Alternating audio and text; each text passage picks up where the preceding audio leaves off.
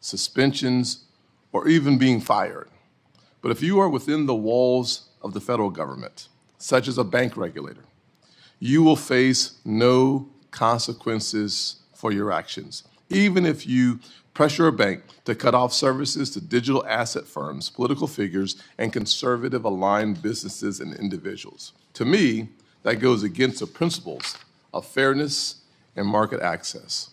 Over the last 2 years, as the ranking member of this committee, I have consistently argued that Basel III endgame proposal will raise costs and limit credit access for hardworking Americans. And while I'm glad this proposal was not finalized, the uncertainty surrounding Basel III forced banks to put capital on the sidelines, limiting access to that capital for local small businesses across our country. Now, as chairman, I plan to work to rectify the issues of the Biden administration. Chairman Powell, I look forward to hearing from you on the Federal Reserve's future and the plans that you have for right-sizing the financial regulatory framework, specifically around Basel III. To create jobs here in America, we need to make sure there's capital and liquidity in the market. And we also want all Americans, even those growing up in poverty like I did, to know that they can access the capital necessary to start new businesses, grow existing businesses, buy a home, and pursue their American dream. Chairman, I look forward to your comments and your testimony. I will simply say that I believe that weaponizing an independent agency like the Fed for liberal positions, from debanking crypto, bank stress test, and the green financing scheme, is not calling balls and strikes as a fair referee. And I hope that we are getting ready to clean that slate, start afresh, and focus on a healthy economy. Ranking Member Warren. Thank you, Mr. Chairman. Chair Powell, it is no secret that you and I disagree on the need for strong bank regulation, on monetary policy, and on the Fed's stock trading scandals. We have sharp differences, but I believe you are a principled public servant who cares about this country.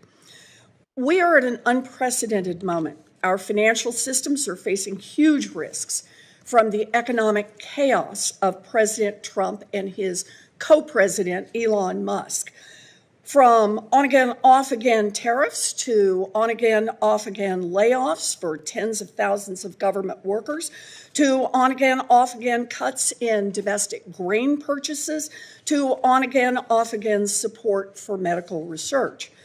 Now, co-president Musk and his OMB director have frozen all work at the Consumer Financial Protection Bureau. There are now 0 cops overseeing the $18 trillion consumer lending market. 0 cops. Investigations into illegal foreclosures and auto repossessions canceled. Exams of giant credit card issuers to weed out unlawful junk fees canceled. Probes of illegal debt collection practices canceled. Rules to save people billions of dollars canceled. If Musk and his OMB director succeed in killing the CFPB, it's like putting a sign on every checking account, every credit card, every mortgage application, and every car loan. Cops have been fired. Let the scams begin. That is not all. Musk and his Doge crew are also rooting through the Treasury's most important payment systems, the financial plumbing that ensures that billions of payments go through, from Social Security checks to grants for community health centers. No one has verified how they got this access or what they are doing with it. No one has checked whether Americans' financial data has been copied or sold for the personal profit of Mr. Musk. Instead, we've had a series of misleading and conflicting statements by Treasury Secretary Bessent. After receiving public blowback, it appears that Secretary Bessent is now trying to throw the Federal Reserve under the bus. Secretary Bessent claims that Doge can't meddle with the Treasury's payment systems because ultimately the Fed is in control. Now, I'm not sure whether Secretary Bessent doesn't understand how the system works or if he's just trying to shift the blame to you. But I know he is wrong. The Fed simply executes the transactions that Treasury instructs. If Elon and his hackers, for example, initiate instructions to choke off payments to their enemies, or if they issue instructions to shut down payment for teachers' aides for kids with special needs, the Fed may have no way of knowing that the instructions were manipulated, and the Fed may have no legal method to override them. Chair Powell, the next 18 months may define your legacy and the country's trust in the Fed as an institution. I expect that you will work with Democrats and Republicans in Congress if DOGE's next move is to try to commandeer the Fed's payment system. I also expect that you will not join the conspiracy to shutter the CFPB. Unlike the Treasury payment instructions, you can see if the CFPB's funding requests have been manipulated. I understand that some extremists have a different view about what the law ought to be, but under the law right now, impoundment is clearly illegal. Do not make the Federal Reserve an accomplice to this illegal act and forever sully the reputation of the Fed. Keep the CFPB funded exactly as the law requires. We are in the middle of a crisis as Elon Musk tries to take over our government. But let's also talk for just a minute about your day-to-day job, meeting the Fed's dual mandate of promoting maximum employment and stable prices. It's now clear that the Fed acted too late and let inflation get too high, and then responded by keeping rates too high for too long. These policies made the big drivers of inflation, like housing costs, even worse. And they put Americans' jobs at risk, making it more difficult for them to afford a home and for small businesses to be able to finance their operations. I urge you to move more rapidly to bring down interest rates, beginning with a meaningful rate cut next month. You have proven you can move quickly when it is politically expedient. After President Trump was elected, within the space of just a few weeks, you scrubbed seemingly all mention of diversity and inclusion from the Fed's website. You withdrew from an international central bank group that shares information on climate-related risks to the financial system. You instituted a hiring freeze that will limit the number of cops on the Wall Street beat, and you announced plans to gut big bank stress tests. I can see the immediate political appeal of your strategy, but ultimately it will fail. You will lose good people. Climate catastrophes will continue to mount, and the increasing vulnerability of big banks will threaten our entire economy. Sure, Donald Trump may be happier with you right now, but wading deeper into politics to please him over the long run will burn the reputation and the independence of the Fed and put our entire economy at risk. I urge you, don't fall into these traps. Thank you, Mr. Chairman. Yes, ma'am. Today we'll hear from Chair of the Federal Reserve, Jerome Powell, on the semi-annual monetary policy report to Congress. Chair Powell, thank you for your testimony today, and you are now recognized. Chairman Scott, Ranking Member Warren, and other members of the committee, I appreciate the opportunity to present the Federal Reserve's semi-annual monetary policy report. The Federal Reserve remains squarely focused on achieving our dual mandate goals of maximum employment and stable prices for the benefit of the American people. The economy is strong overall and has made significant progress toward our goals over the past 2 years. Labor market conditions have cooled from their formerly overheated state and remain solid. Inflation has moved much closer to our 2% longer-run goal, though it remains somewhat elevated. We are attentive to the risks on both sides of our mandate. I will review the current economic situation before turning to monetary policy. Recent indicators suggest that economic activity has continued to expand at a solid pace. GDP rose 2.5% in 2024, bolstered by resilient consumer spending. Investment in equipment and intangibles appears to have declined in the fourth quarter, but was solid for the year overall. Following weakness in the middle of last year, activity in the housing sector seems to have stabilized. In the labor market, conditions remain solid and appear to have stabilized. Payroll job gains averaged 189,000 per month over the past 4 months. Following earlier increases, the unemployment rate has been steady now since the middle of last year, and at 4% in January remains low. Nominal wage growth has eased over the past year, and the jobs-to-workers gap has narrowed.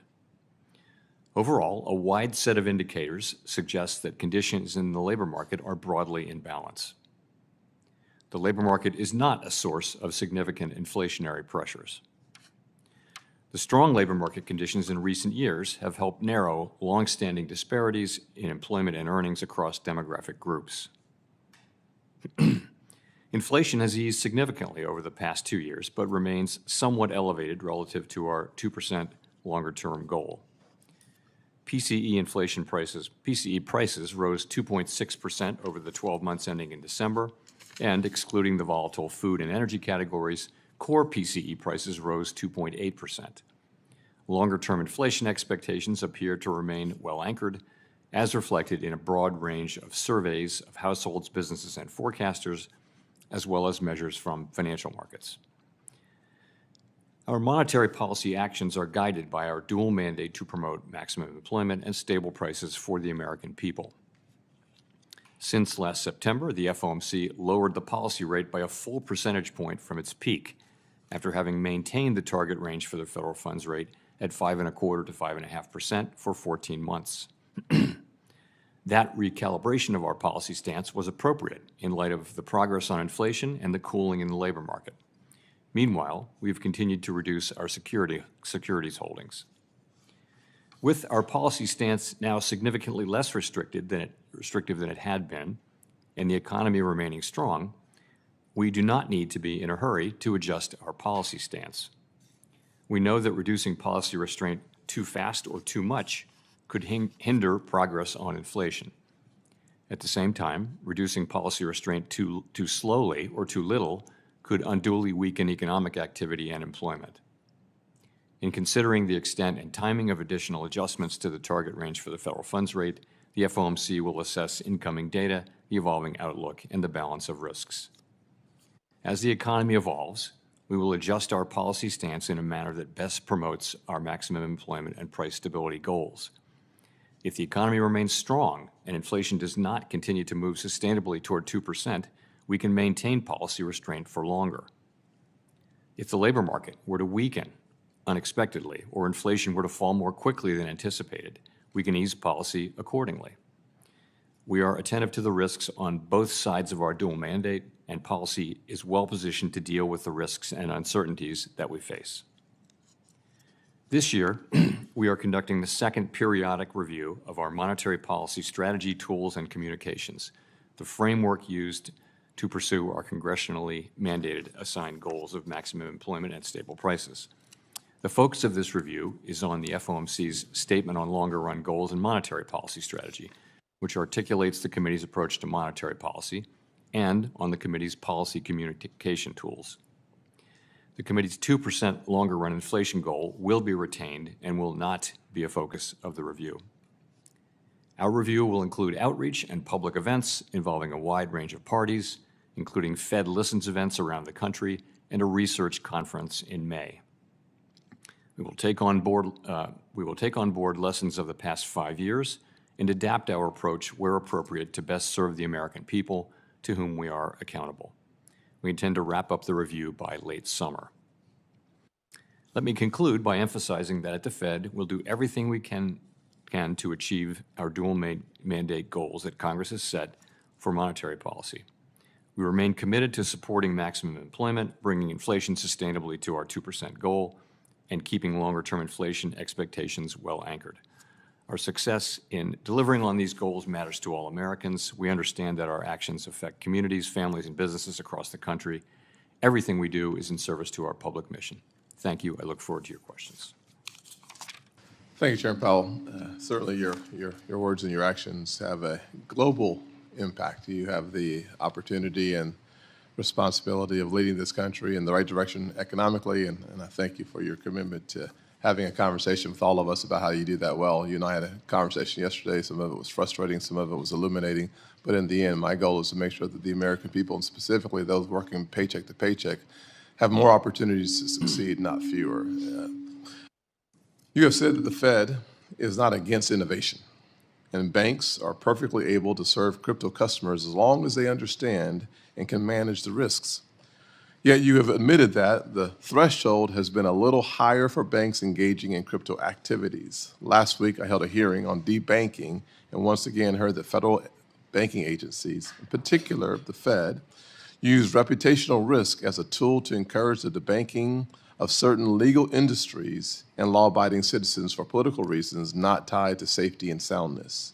Debanking is a top priority for this committee, and it certainly is for me, and one that I believe is a bipartisan issue. Will you commit to working with this committee to end debanking, including working with the new Vice Chair of Supervision, once appointed, to revise the Federal Reserve supervision manuals to remove reputational risk as a tool to weigh in on political topics? I'm happy to make that commitment. Thank you, sir. Accountability is very important. I would like to think accountability is a priority for everyone, especially the Fed, given that failures in Fed supervision can result in the loss of billions of dollars.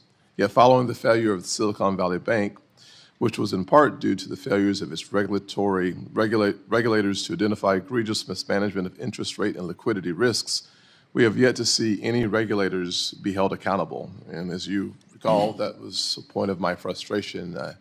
As a guy who spent a lot of time in the private sector, 15 years running a few businesses, I can tell you that accountability is a necessary part of making the entire organization healthier and perform its job as well as possible. I'm encouraged that the FDIC has begun the process of holding SVB executives accountable. That's good news. But no Fed employee has been fired, put on probation, put on performance improvement plan, all of which would be expected in the private sector, as I just mentioned, for employee failure. Please explain to me why Fed employees are held to a different standard from my perspective than everyone else, and what are you planning to do to take accountability for Fed failures in supervision? So we've actually done quite a lot in response to the events associated with Silicon Valley Bank. So we've done many, many things. In terms of specific accountability, what we found was this was not a case of malfeasance or nonfeasance so much. It was a case of people were carrying out a specific playbook that failed to cause us to act in time for these things. So it wasn't actually particularly fair to the employees to say you violated our practices in some way. That wasn't really what happened. What happened was, I would say, a lot of focus on process and on governance and controls, and not enough focus on basic bread and butter banking, credit risk, liquidity risk, interest rate risk, things like that. So as we discussed yesterday, we took very substantial steps to avoid further spread of those issues, and that was successful. But I understand your point on accountability. This is one of the areas where you see the approach to looking at safety and soundness, and with the number of MRAs that went really documented, but no action was taken, that leads me to the conclusion that individual employees, supervisors, should have been held account for that. I'll move on, though. In the past, you've supported tailoring regulations so that we ensure banks of different sizes thrive and to preserve our diverse banking system. Will you commit to working with me as chairman to make sure that financial regulations do not impose more burden than is necessary? And I'll say that this comes after a number of conversations with community banks and regional banks that have continued to stress that the cost of the regulatory framework around them isn't just harsh, it's oppressive. Larger banks suggest that the cost per employee for the regulatory framework is $10,000 per employee. I think we can do better, and would love to hear your thoughts on that. Right, first of all, I will commit to working with you on that. We do try to to avoid excessive burden. I think it's fair to take a fresh look frankly, on debanking. I think we all see, both in your hearing and in the one on the House side, we hear a lot of people talking about that. And, it's time to take a fresh look, I think. We don't intentionally do these things, but sometimes regulation leads things to happen, and we need to be working on that. I appreciate that, and I'll turn it over to the ranking member. I'll say this. After having a number of conversations with CEOs of banks around the country, one of the things that was made clear to me with specific statement from the CEOs is that the regulatory OCC and other regulatory agencies said specifically to debank certain industries, and that is the point that I'm making, and one that I think we have to solve. If it's legal in America to do business, we should do our part to make sure that they're banked. Thank you, Mr. Chairman. So over the weekend, Co-President Musk and Acting Director Vogt effectively shut down the CFPB. No more cop on the beat looking out for a family of 4 in South Carolina facing an illegal foreclosure. No more cop on the beat looking out for your grandma whose bank account has just been taken over by a scammer. No more cop on the beat looking out for people getting ripped off by giant credit card companies that are charging illegal junk fees. It also means that the CFPB is no longer doing one of its most important jobs, examining big banks to root out illegal conduct before it happens, or at least stop it before more people get hurt. Chair Powell, if the CFPB isn't on the job right now, then who is administering JP Morgan or Wells Fargo's consumer compliance exams to ensure that they are following the law? Senator, I believe that, and you would know, that Dodd-Frank moved all authority for examinations in the consumer space to the CFPB. We still have some jurisdiction. We'll talk about that in a sec. But the answer to my question, please. If the CFPB is not there examining these giant banks to make sure they are following the laws on not cheating consumers, who is doing that job? I can say no other federal regulator. No one, in other words. So thanks to Co-President Musk and CFPB Acting Director Vogt, Wall Street banks no longer have to show the bank examiners that they're not illegally opening accounts people didn't ask for, like happened with Wells Fargo, or charging illegal junk fees like the Bank of America did. But CFPB has jurisdiction only on banks that have more than $10 billion in assets. So what's happening in thousands of community banks all around the country, those that have less than $10 billion in assets?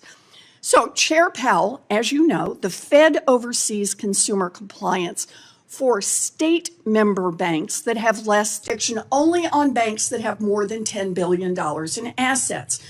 So what's happening in thousands of community banks all around the country, those that have less than $10 billion in assets? So Chair Powell, as you know, the Fed oversees consumer compliance for state member banks that have less than $10 billion in assets. Has the Fed suspended consumer compliance exams for those smaller banks? Or is the Fed still on the job to make sure that those smaller banks are following consumer financial laws? Still on the job, business as usual. All right. By forcing the CFPB not to do its job, President Trump, Elon Musk, and the author of Project 2025, Russ Vought, are giving Wall Street banks an unlimited get-out-of-jail-free card so they can cheat working families, even while community banks continue to play by the rules.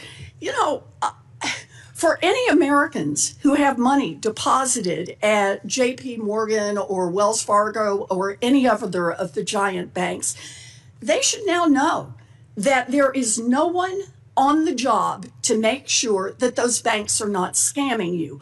Only the smaller banks now have a cop on the beat to make sure that they aren't cheating consumers. You know, if I had my money in one of those giant banks, I might think about going to a smaller bank where the protection, at least right now, is a whole lot better. Now, at the same time that the CFPB is under attack, the Fed is buckling to pressure from Wall Street to erase other safeguards for the too big to fail banks.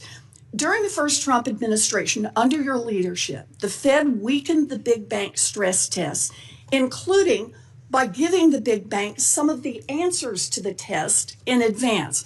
I called you out on it, but you promised right here in this committee that you would not give those banks the whole answer key. I'm going to quote you back. You said, complete knowledge of the models could lead to a model monoculture in which all firms have similar internal stress testing models, which could increase the correlation of risk in the system and miss key idiosyncratic risks faced by the firms.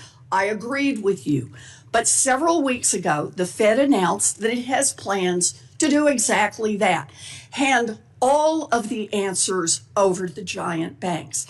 Chair Powell, why is the Fed about to propose a rule that directly contradicts your own testimony and, in your own words, would render the stress tests toothless? Senator, in essence, because the ground has shifted very substantially in administrative law, and we actually want the stress tests to remain resilient to that. And so we're making changes to accomplish that. Well, the changes are changes you've identified earlier as making those tests toothless. Look, the big banks are going to juice shareholder payouts and leave this economy more vulnerable to a crash. The Fed is knuckling under to bank lobbyists. We know how this ends. People will suffer. Wall Street will get bailed out. I urge you, Chair Powell, to serve Main Street instead of Wall Street. Don't weaken these rules. Thank you. Senator Rounds. Thank you, Mr. Chairman. And Mr. Chairman, thank you for coming before the committee. I appreciate the opportunity to visit with you. I've got a series of questions, but I would like to give you an opportunity, if you would like. The suggestion that the ranking member has made here is that the big banks can now scam individuals right now. Any change in the laws regarding how they're supposed to be treating the individual consumers out there or anything along that line? Law changes? No, I'm not aware of any. Any changes, any rules that they would have to follow? Not that I'm aware of. Are they still audited, and do they still have the regulators in watching all of their businesses just as they did before? Well, they'd have all the regulators except for the CFPB. Very good. If in fact, in the hypothetical, the CFPB weren't carrying that out. Anything else you'd like to add before we move on? No, I'm good. Thank you. Thank you, Mr. Chairman. As we continue to prioritize the stability and the resilience of our financial system, the ongoing Basel III rulemaking process has remained front and center in shaping our regulatory framework. I guess I was rather outspoken with my opposition to the original proposal, and further work was stalled at the end of the last year. I guess my question for you today, sir, is could you provide an update on the Federal Reserve's progress in finalizing the Basel III endgame rulemaking process? I'd be glad to. So we remain committed to completing Basel III endgame. We think it's good for U.S. banks. It's good for our economy that there be a global standard beneath which foreign banks can't fall.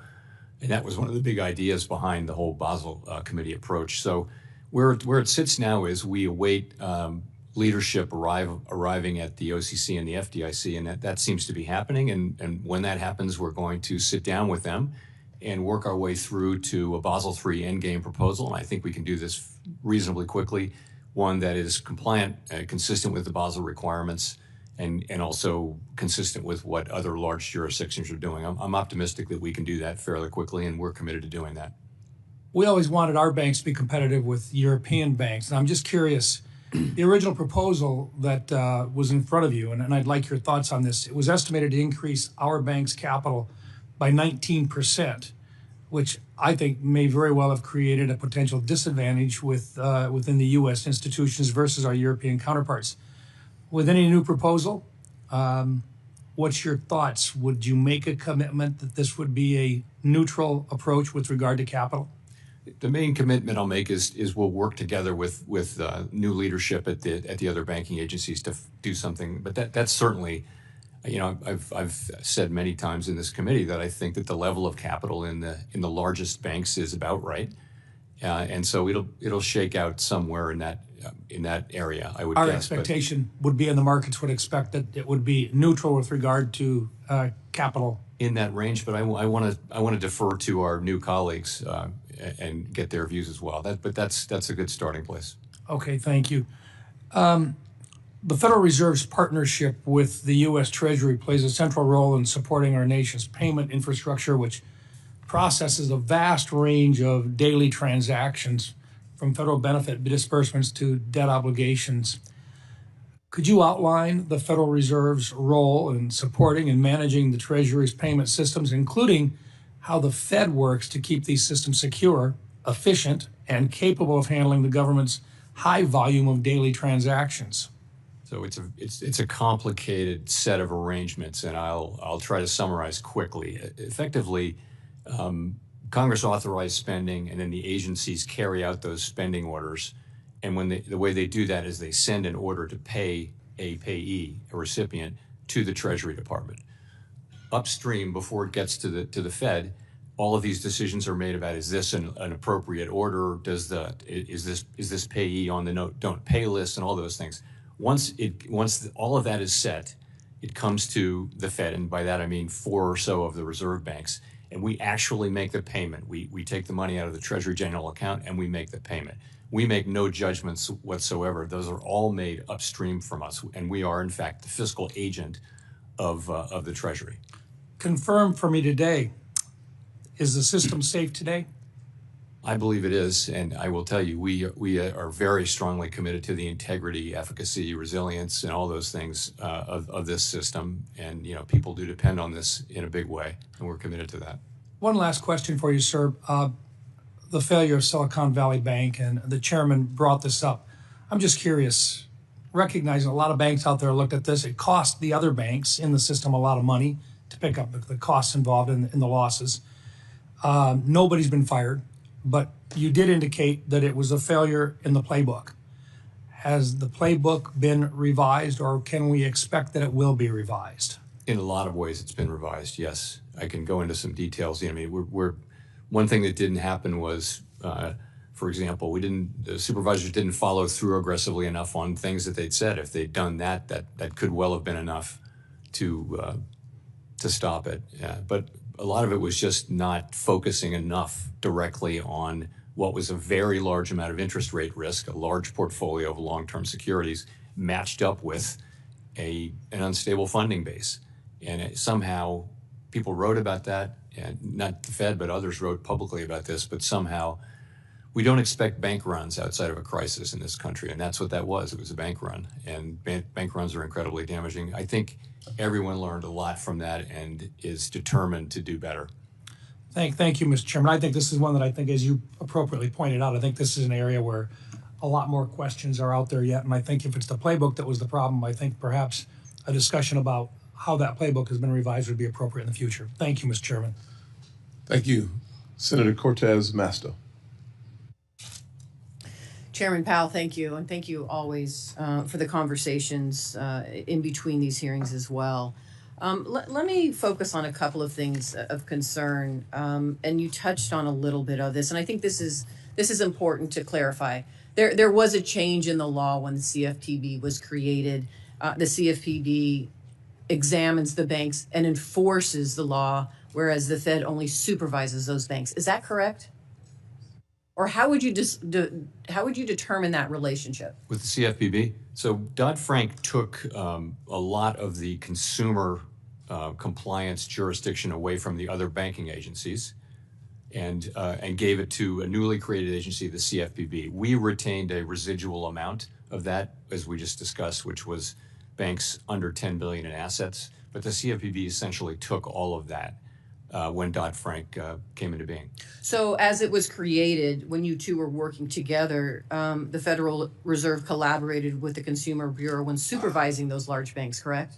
Yes, we still retain supervision over all the holding companies and also of Fed member banks.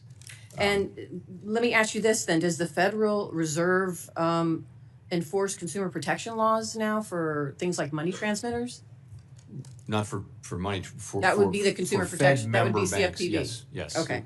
That's And right. so when we're talking about collaborating with the CFPB for financial technology firms, what would the Fed Reserve now do that if the CFPB, if the hypothetical is the CFPB no longer exists, what would be the Fed's role right now with respect to technology firms? We don't have jurisdiction over, we have jurisdiction over banks and some And financial that's market it. utilities. So let me ask you this, because I know there's a number of Nevadans who file consumer reports of concerns about fraud and predators with the CFPB. The Fed Reserve doesn't receive those reports, correct? No, I don't believe so. And you have no role when it comes to consumer protection like the CFPB does, correct? Unless you're a Fed member bank that has 10 billion or less in assets, then we have jurisdiction. Right. On a So there consumer. is a gap. If the hypothetical is true and what we're hearing that the CFPB is being shut down, there is a gap, what we're hearing in enforcement out there, and particularly when it comes to consumer protection. Is that, would you say that's true?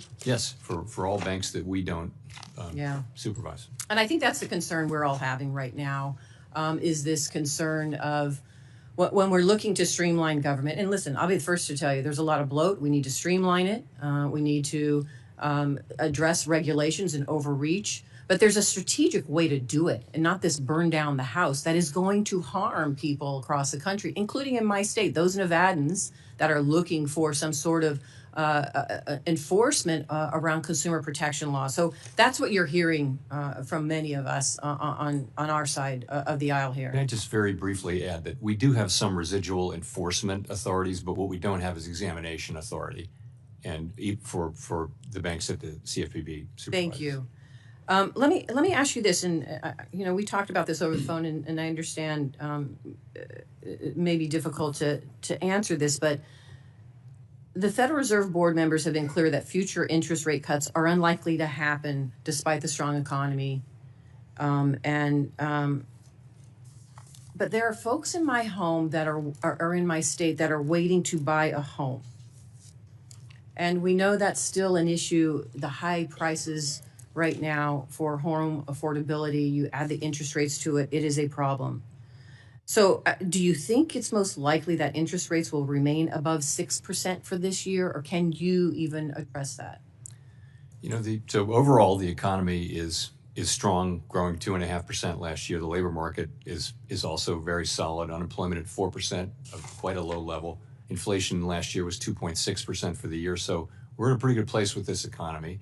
We want to make more progress on inflation, and we think our policy rate is in a good place, and we don't see any reason to be in a hurry to reduce it further. As it relates to housing, so it's true that mortgage rates have gone or remained high, but that's not so directly related to the Fed's rate. It's really related more to long-term bond rates, particularly the Treasury, the 10-year Treasury, 30-year Treasury, for example. And those are high for reasons not particularly closely related to Fed policy. They may remain high. I think, once we lower rates and kind of rates return to a lower level, mortgage rates will come down. I don't know when that'll happen. And even when it does happen, we're still going to have a housing shortage in many places. Thank you. Chairman Powell, thank you again for being here. Thank you, ma'am. Next will be Senator Kennedy. Thank you, Mr. Chairman. Thank you, Mr. Chairman, for being here. Okay, great. Yes, ma'am. My friend, our ranking member, said that you are knuckling under to the big bank lobbyists. Is that true? No.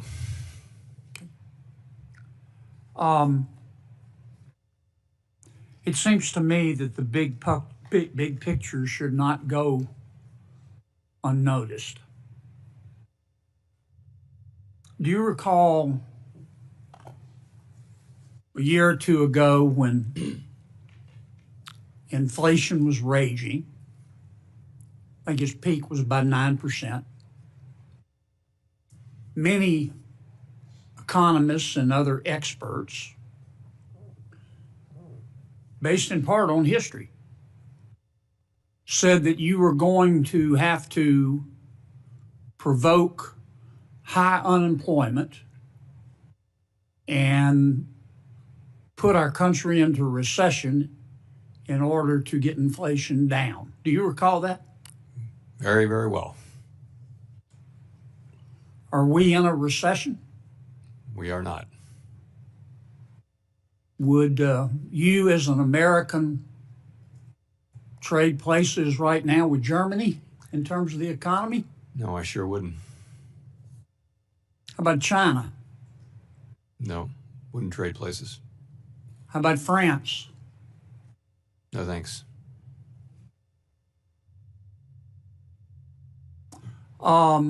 Things aren't perfect. Inflation's obviously still sticky, and long rates are too high, which I want to talk about in a second. But the fact is, knock on wood, we have experienced a soft landing, haven't we? Not for me to say, really. I'll let others Well, have make we that. experienced a hard landing? No, we sure Are haven't. we in a recession? No, we're not. I call that a soft landing.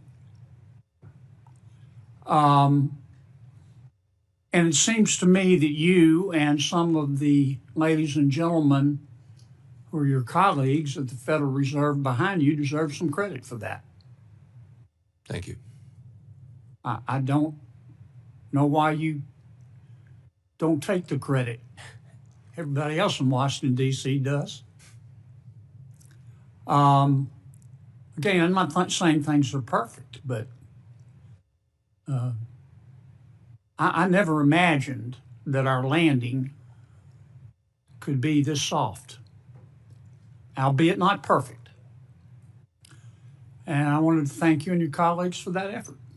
You sure didn't get any help from Congress and on the our president on the fiscal side. I don't expect you to comment on that. You and the Federal Reserve can to a large extent control short rates, can't you? Yes. Through the Open Market Committee. You can't control long rates, though, can you? No, we can't. Why is that? So a lot of things go into long rates, and one of them is the expected future short rate of Fed policy, but many, many other things go in. Expectations of inflation in the longer run, the sort of risks around the economy and around the budget deficit go into something called the term premium, which is the part we can't explain when we do these decompositions. And so, it's set by supply and demand in the bond market at the long end, and we're not particularly. We have some influence, but mostly not. Many Americans are looking at short rates and looking at the Fed's behavior and how you reduce inflation, but they don't seem they don't see the long rates going down, and obviously that affects mortgage rates. And I would encourage you and your colleagues to spend some time explaining to the American people why that is. Final question. If you went home tonight and Mayor Powell, your spouse, said, I got a call today from our bank, and they're debanking us. They're worried about their reputational risk because they don't like our politics. Would you think that fair? No, I sure wouldn't. And as I mentioned earlier, I too am troubled by the quantity of these reports, and really want to understand better why this is happening. One theory is that banks are just very risk averse around BSA and money laundering, and that's because we're so tough on them, and that they just don't. Any red flag is enough.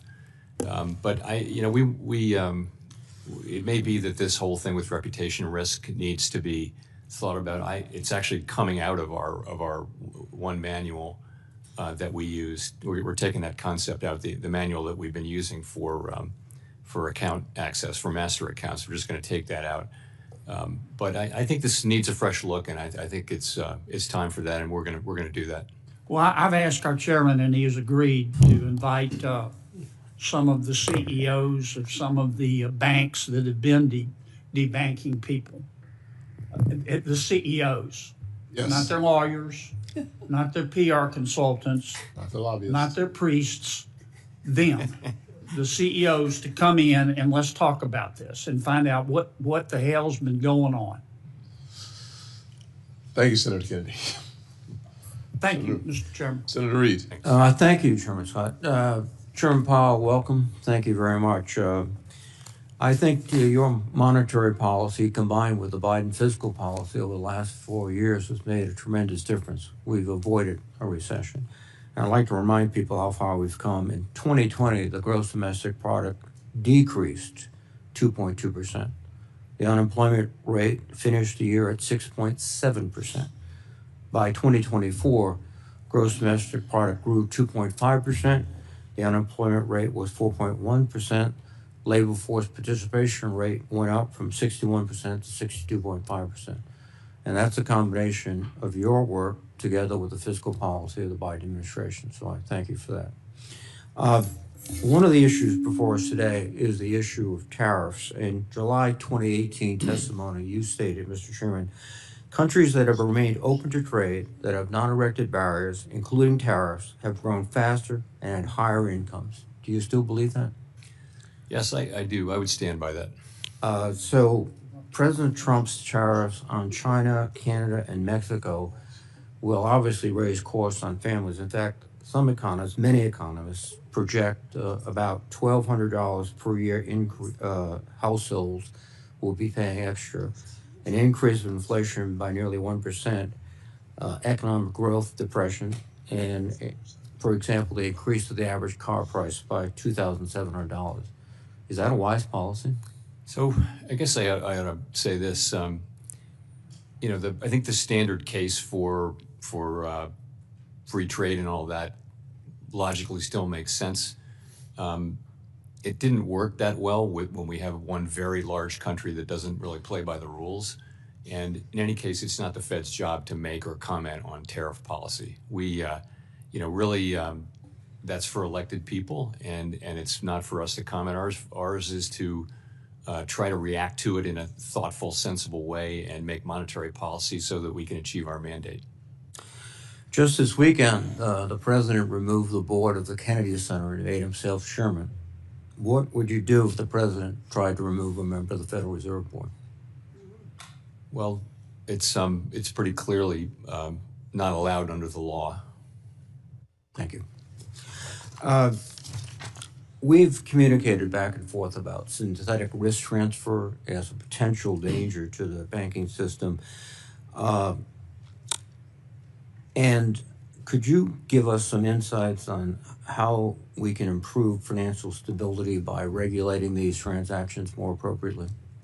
What we've been doing for some time now is looking at them on a case-by-case basis. And if they really do transfer risk successfully, then that's okay. I mean, it's a good thing if a bank wants to transfer risk off its balance sheet in a way that it gets compensated for and all that.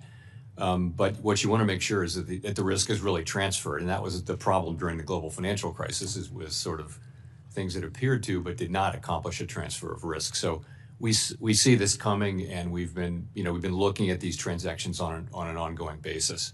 Well, I commend you for that. In fact, what happens typically is the transaction becomes complicated by synthetic risk transfers, as it was the case with synthetic derivatives. So thank you for your attention to that. We've talked about housing. It's absolutely critical everywhere across the country. We're in a housing shortage. Of course, while housing is difficult, two of the mainstays of our housing market are Fannie Mae and Freddie Mac, helping to support home ownership. Does the federal guarantee backing Fannie and Freddie help make mortgage rates more affordable and home ownership more accessible, Mr. Chairman? I imagine it does hold down mortgage rates, the fact that they're a sovereign risk. And how important is the 30-year mortgage to ensure that families can afford a home? In our housing market, the 30-year mortgage is very important. Yeah. And I have heard some discussions about eliminating Fannie Mae and Freddie Mac, which would be detrimental, I presume, to the housing market. That's really a question for you. I mean, putting them back in the private, putting housing finance back in the private sector has some appeal over the longer run, but I leave that with you. Thank you, Mr. Chairman, very much. Appreciate it. Thank you, Senator Ricketts. Well, thank you, Mr. Chairman and Ranking Member, for holding this important hearing, and thank you, Chairman Powell, for being here today to talk about our economy and all the things that are going on. I want to address, again, something that the Ranking Member started talking off about, which was characterizing the CFPB as being the cop on the beat here. But I can tell you, as having been a governor and having a Department of Banking that reported to me, that if any consumer would contact us and make a complaint about a bank, even a big bank like JP Morgan, we would investigate, as could the OCC, the FDIC, the FTC. So to characterize that nobody's out there looking for consumers, I think is inaccurate. And we ought not to try and scare consumers right now that somehow this is the case, because if you do have an issue, if you're a consumer, please reach out to your State Department of Banking, because those folks are going to look out for you. I can tell you that because I used to have one of those Department of Bankings. They did a fantastic job of looking out for the consumers. One of the things that has also impacted consumers is inflation. Prices under the Biden inflation were up 20%. An average household is paying $13,000 more today than they were for the same standard of living they had before Joe Biden got elected. We see that grocery prices, for example, are up 22%, rents up 23%.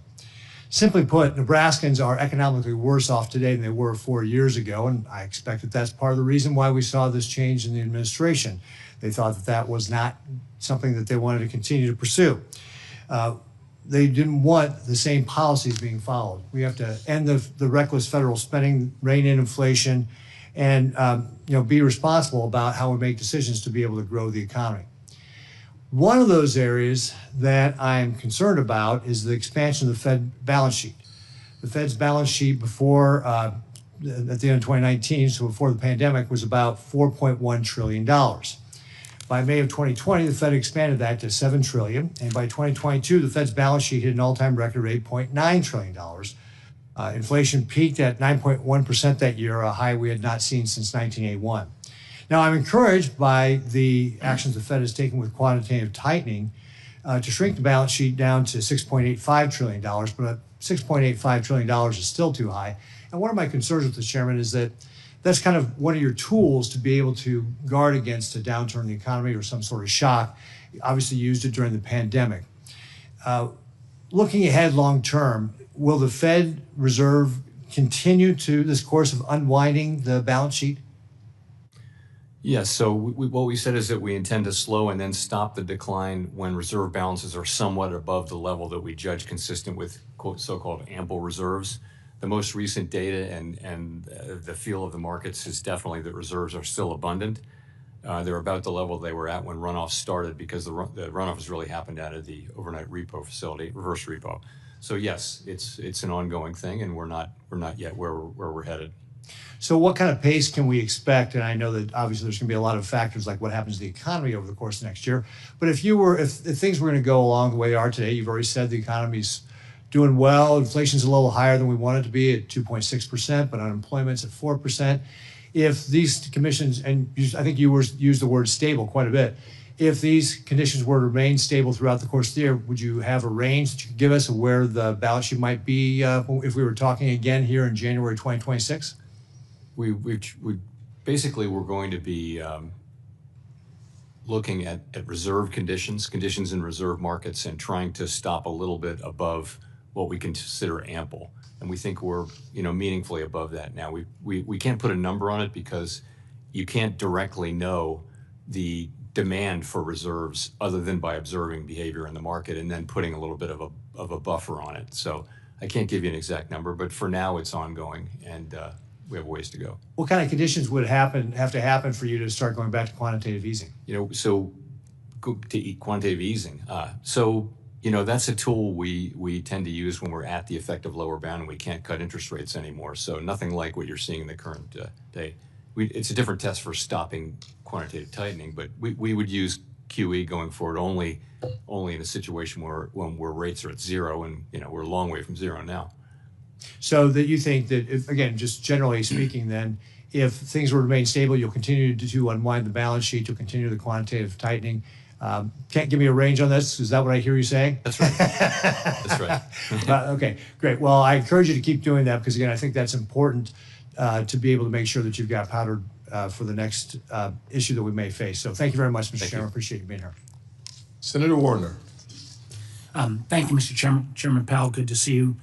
One of the things we've talked about in the past, and I got 2 or 3 issues I want to get through fairly quickly, is that that while our regulatory framework should always promote financial innovation, that innovation can't come at the expense of things like anti-money laundering, consumer protection, financial stability. I continue to worry in many of these hearings where we keep seeing this regulatory creep outside the boundaries of traditional financial regulation. I think if we were starting a system from scratch, few of us would design it this way. But it is one of the reasons why I'm looking forward to working with Chair Scott and my colleague, Senator Lummis, on a framework at looking at stablecoins in particular within the regulatory perimeter. I know my friend Bill Hagerty just introduced a bill in this area. I'm looking at trying to make sure we get those guardrails put in place, and how it touches the Fed is something that's terribly important to me. I know you and I have talked in the past about the notional idea of same activity, same regulation in the non-bank sector. If you'd like to wax briefly on this question around stable coins and how we think about them in the same point of, if they are similar to other activities, should they not have the same regulatory structure? So we definitely support these efforts to create a regulatory framework around stablecoins. Stablecoins may have a big future with consumers and businesses. We can't know that now, but it is important for the development of stablecoins in a safe and sound manner, and a manner that protects consumers and savers and all, that there be a regulatory framework. So we see these bills and we're in contact as we were in the last Congress, and trying to add our technical thoughts and how to do this. And we think it's a very constructive exercise. Well, we do think, you have a lot of expertise in this session, and there are people people come with lots of opinions on everything in crypto, from over the top to the other end of the spectrum. And I'm gonna need to rely on your expertise as well as we try to work through some framework for stable coins. I know there are a lot of earlier questions on CFPB. I think the record is pretty darn good. It's returned $20 billion to consumers. Matter of fact, the last time we had the previous chair here, Chair Rohit, Mr. Chopra, we were talking about $55 million to Virginians. I do have to mention this more for my colleagues. Tim Kaine and I did a teletown hall last night. Lots of things happening in Virginia. Normally we would get maybe 3,000, 5,000, 6,000 folks on a teletown hall. We had 60,000 last night. I have not seen anything like that in my time up on here on the Hill, and a huge amount of concern about what the Doge boys are doing, whether our information is safe, whether privacy is protected. I had one lady say, in light of what was happening at CFPB, and while there's not a direct connection, she's saying, is her deposits at her bank safe? We tried to give her a assurance, but I said, you know what, ma'am, I'm going to be talking to the chairman of the Federal Reserve tomorrow. And with this diminution or shuttering, at least at the time being, of the CFPB, can I tell, I believe her name was Mary, can I tell Mary from Virginia that her bank account is safe? I think bank accounts overall across the economy are safe, yes. We've still got deposit insurance at the FDIC, and the banking system is well capitalized and safe. Well, again, I think the concern was being raised was that the diminution of consumer protections lent her concerns about whether that dollar being safe. Last thing I want to recognize is that, there's been reports in the media about the thinness in the Treasury markets, the number of additional bonding that we're going to have to do, particularly with so many of these unpaid tax cuts. Matter of fact, one of the things that was really striking to me was that yesterday the president mentioned how he was, quote, examining Treasury debt payments for possible fraud and suggested that our debt might not be as high as possible. We all understand the full faith and credit of the United States is based upon a reputation. If this president were to suddenly say, I'm wiping off X amount of debt because I don't believe we owe it, what kind of effect would that have on both stability of the dollar and the overstability of our economy? It will probably not surprise you that I will defer to you on that question. So you think it would be, from a Fed standpoint, the President of the United States starts to say we're not going to pay our Treasury debt. You're going to have no view at all? I'm not going to comment on things that the president says. I would like to see us at some point get a stronger answer on that, because I think that in light of the president's willingness to shut down agencies willy-nilly, his ability to potentially curtail payment of debt, I think would have devastating consequences on our economy. Thank you, Mr. Chairman. Senator Britt. Thank you, Mr. Chairman. Obviously, there's been a lot of conversation both in and out of this hearing room today.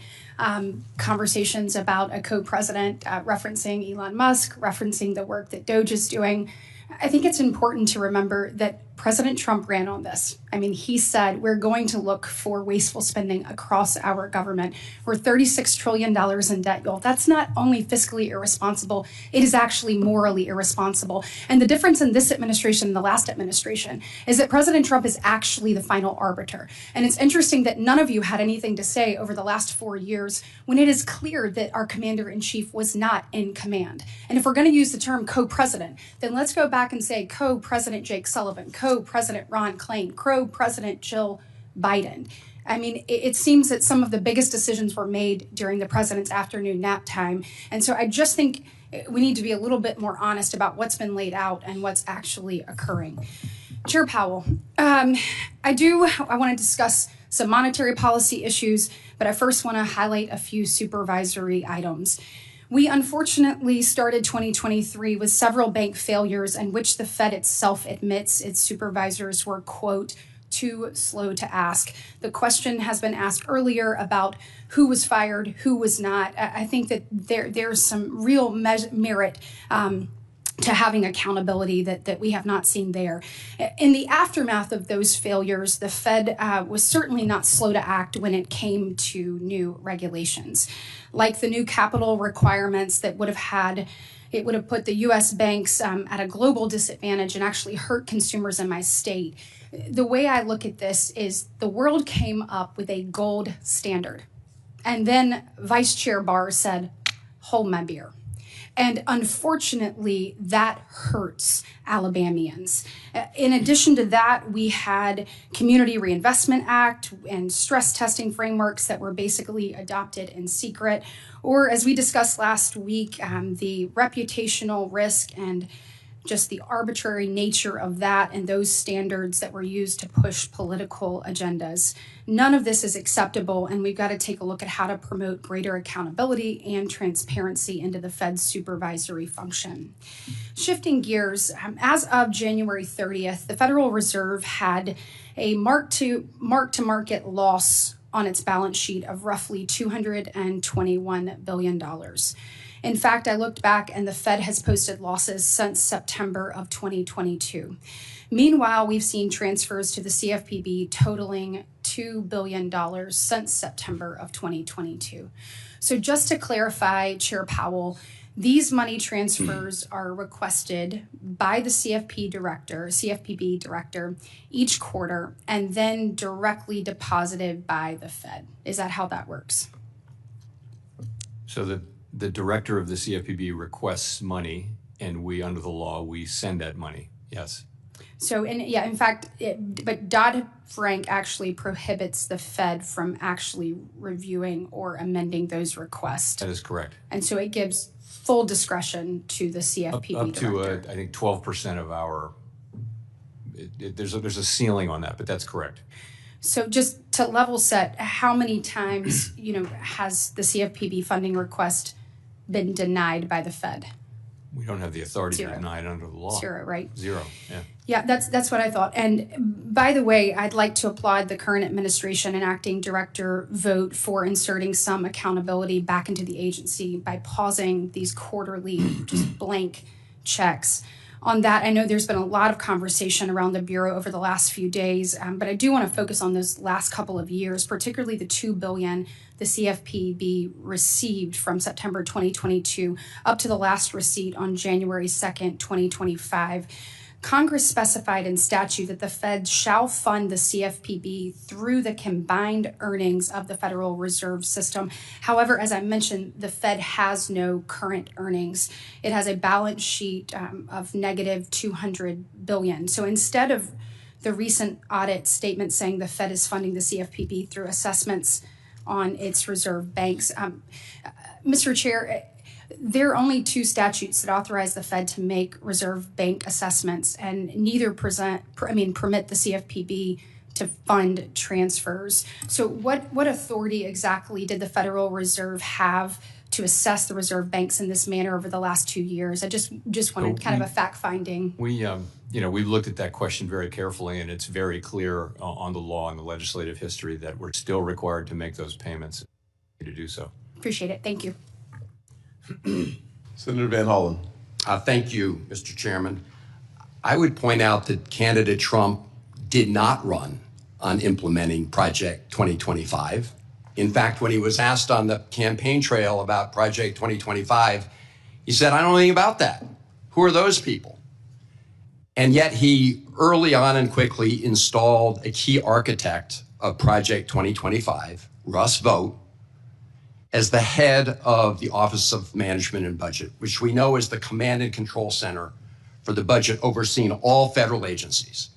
And that's what Elon Musk is doing now. He's implementing Project 2025, the same Project 2025 that candidate Trump said he knew nothing about.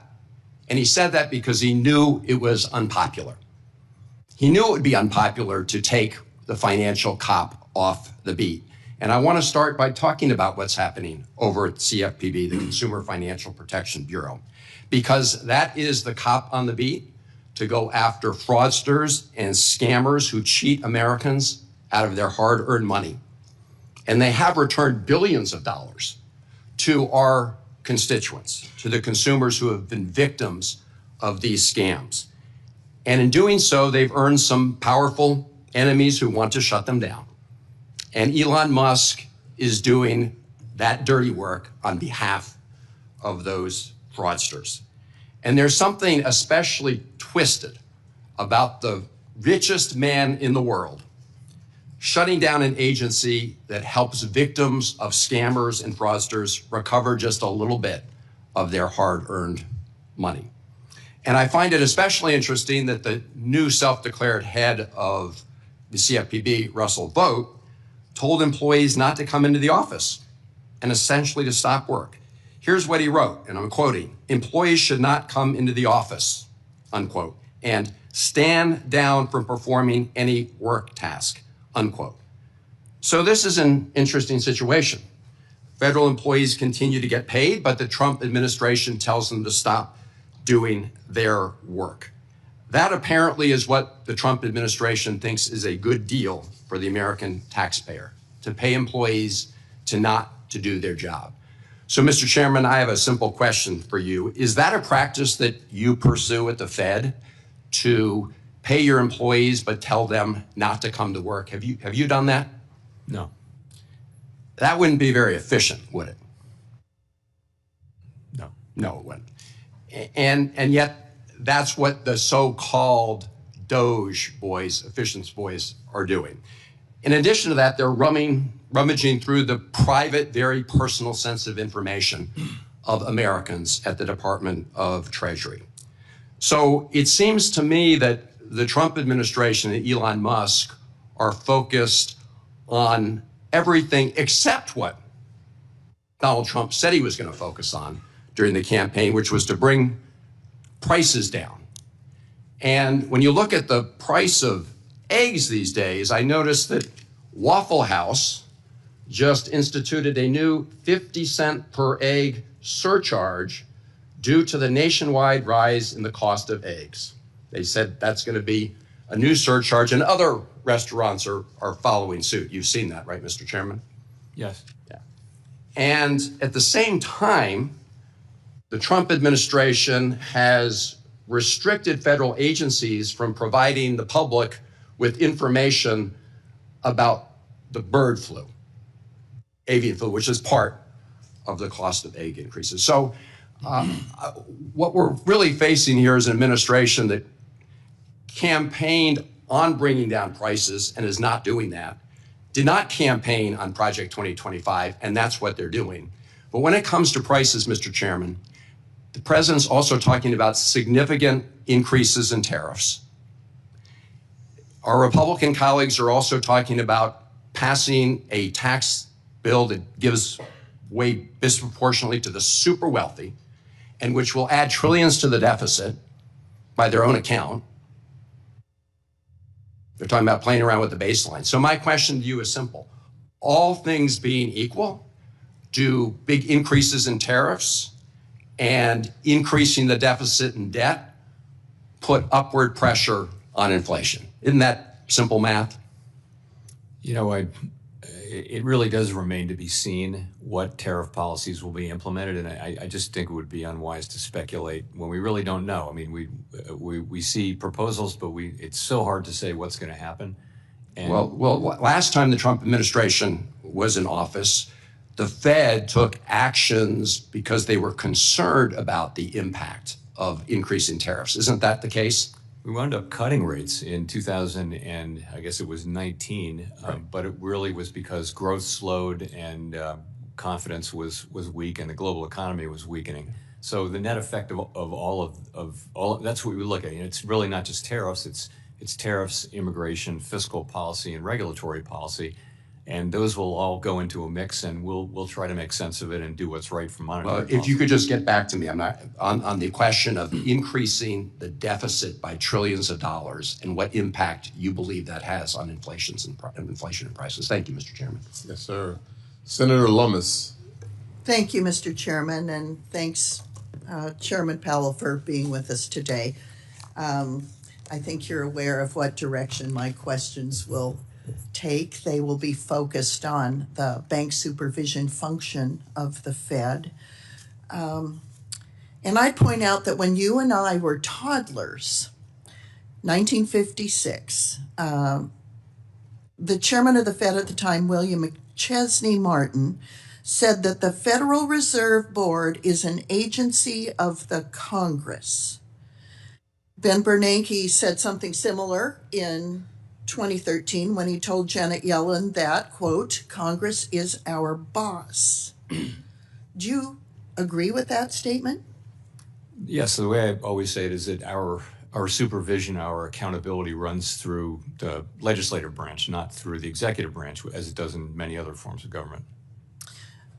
Thank you for that, because I wouldn't have guessed that that was going to be your response.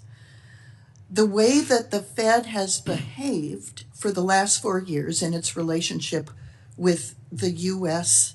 Congress is to thumb its nose at Congress. Your staff has repeatedly stymied information requests from this committee, notably made by myself, the chairman, the ranking member, Senator Tillis, former Senator Pat Toomey, and others. In my experience, the Fed is a black hole. It consumes information, but it never releases it.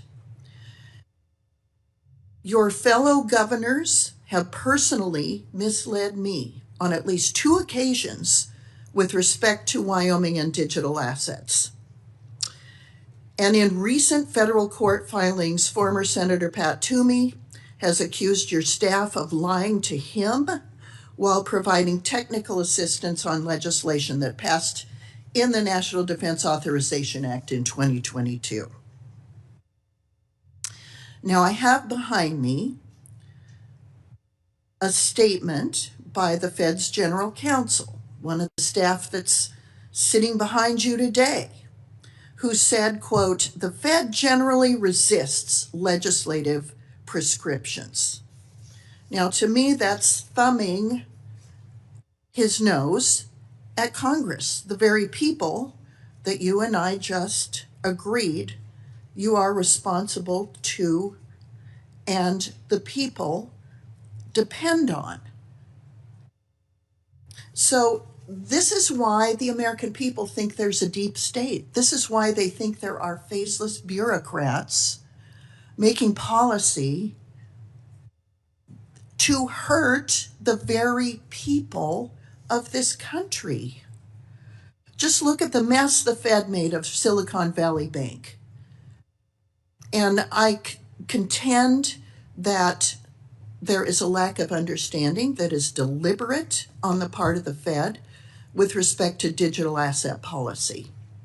So the Constitution says Congress is your boss, but somehow your staff have not gotten that message.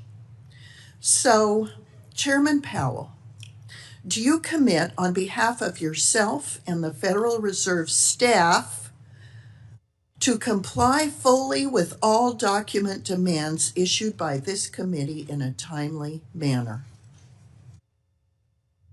Sure. Will you instruct your staff to be complete in their responses and not to obstruct the oversight functions of this committee? You know, we always work with the committee to be responsive to your requests. Sometimes they're beyond our capacity to respond to, and we work with committee and with committee staff to do that, but we're always responsive to committee requests. And I'll look forward to engaging with you when you feel that our requests are outside of the scope of the oversight that we have over the Fed. Do you commit to disciplining or removing any staff that are found to have engaged in debanking activity furthering Operation Choke Point 2.0 or other misconduct? I can't make an open-ended commitment to remove anybody, but I will tell you that I am struck, and my colleagues and I are struck by the growing number of cases of what appears to be debanking, and we're determined to take a fresh look at that. In fact, I took the thing that you showed during the debanking hearing. When I saw that, we're now taking that out of the manual. So I thank you for that. Thank you, Mr. Chairman. My time's up. Senator Smith. Thank you, Mr. Chair and Ranking Member, and thank you, Chair Powell, for being with us today. I appreciate your presence here. I'd like to start with the issue of the rising cost of home ownership, something that I know is of great interest to many of my colleagues on this committee. I know, Mr. Chair, that you care a lot about home ownership and making home ownership accessible and available to folks. My colleague, Senator Lummis, as well, many of the folks on my side of the aisle as well. And so I think this is something that we can agree on, that the rising cost of home ownership is a big challenge for our constituents, for Americans. And one of the big pressures, there are many, but one of the big pressures is the rising cost of home insurance. In Minnesota, families, seniors are struggling to manage a nearly 40% increase in home insurance rates. We've seen this over the last 7 years or so. And I know, Chair Powell, that you've told this committee in the past that rising cost of buying insurance for your home has been a source of inflation as we've been trying to manage inflation. Now, I don't know anyone who doesn't see this crisis of rising insurance rates as being caused by extreme weather events. We've seen massive flooding in the southeastern United States. We've seen flooding in Minnesota. We've seen fires in the Mountain West in California. I mean, these are climate-related events. That's not a political position. That is just a fact. So, we've got banks that of course, require, understandably, that a homeowner provide insurance as a predicate for getting a mortgage. So there's a big question about what's going to happen when insurance becomes unaffordable, or in some parts of the country, just literally not available, and what impact that would have on the mortgage markets, on the value of American homes. Just last week, a new analysis from First Street showed that overall, the value of U.S. real estate could be reduced by $1.4 trillion, colleagues, over the next 30 years due to unaccounted for climate risk. That's the cost, the risk of not being able to afford home insurance because of these extreme weather events. And the prospect of trillions of dollars of property become uninsurable is clearly a recipe, it seems to me, for market instability, both in the rental as well as the mortgage market. So my question, Chair Powell, is given these trends, how do you think the Fed and how do you think we should be thinking about the challenges that these events are going to pose to insurance markets and to the overall financial stability of the economy? I'm asking you to comment specifically on climate change because I understand my colleagues on the other side of the aisle see that as a political question. It's more like what you see as the risk to financial stability here. So let me quickly note that we don't regulate or supervise insurance companies for the most part, but we're seeing the same thing, which is both banks and insurance companies are pulling out of areas, coastal areas and things like that, or areas where there are a lot of fires. So what that is going to mean is that, you know, if you fast forward 10 or 15 years, there are going to be regions of the country where you can't get a mortgage. There won't be ATMs. There won't, you know, the banks won't have branches and things like that. Right. That's a possibility coming up down the road.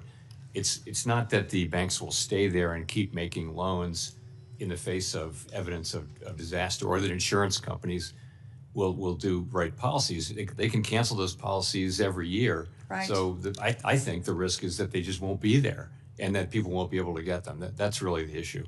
And it seems to me that that would be a massive source of instability in our economy overall if you were to see that kind of dramatic decline in home ownership, home values, not to mention the disruption that would occur if people literally couldn't be in their homes anymore. So I think it's going to fall, if that happens, it'll fall on homeowners and right. residents, but it'll also fall on state and local governments, you know, which you see happening now, where they're stepping in states where insurance is going away, private insurance. You're seeing states step in because they want those areas to remain prosperous. So I don't know that it's a financial stability issue, but it certainly will have significant economic consequences. Well, certainly to try to figure out how to provide reinsurance, as an example, in the places where commercial insurance isn't available would be a massive impact on state budgets, if to follow your chain of thinking. And I know in this committee, I've heard some of my colleagues on both sides of the aisle talk about the challenges overall with flood insurance, just as an example, and the massive expense that would have for us as well. I raise this, colleagues, because I think that this is an important issue that we need to be paying attention to. I do think it has a fundamental impact on the overall health of our economy as we look not even down the road, but where we are right now. So I'm out of time. Thank you, Chair Powell. I have a question. You and I have talked quite frequently about my deep and keen interest in the Community Reinvestment Act, and I'll follow up with a question on that for the record. Thank you. Thank you, Senator Smith. Senator Haggerty. Thank you, Chairman Scott. Chairman Powell, it's good to see you here today. Welcome. I want to start by talking to you a bit about markets and inflation. Less than 6 months ago, you expressed some serious concerns about labor market weakness and the risk of persistent inflation. But since then, the FOMC has begun its easing cycle and cut its target rate by 100 basis points, as you mentioned in your opening remarks. Now, in the January meeting, the FOMC has telegraphed that it felt both the labor market and inflation have reached a point where you're comfortable maintaining its target range. And my question is this: the recent market data, including last week's strong jobs report, indicate that the economy is on firm ground. Indeed, swaps markets have begun to price in fewer and fewer cuts this year. And I just wanted to talk broadly about these market conditions that you see. Do you see evidence of a higher neutral rate emerging at this point? Yes, I mean, let me say there was a lot of reason to be concerned about downside risk in the labor market toward the middle of this year, but really that concern has diminished significantly. Labor market's very strong.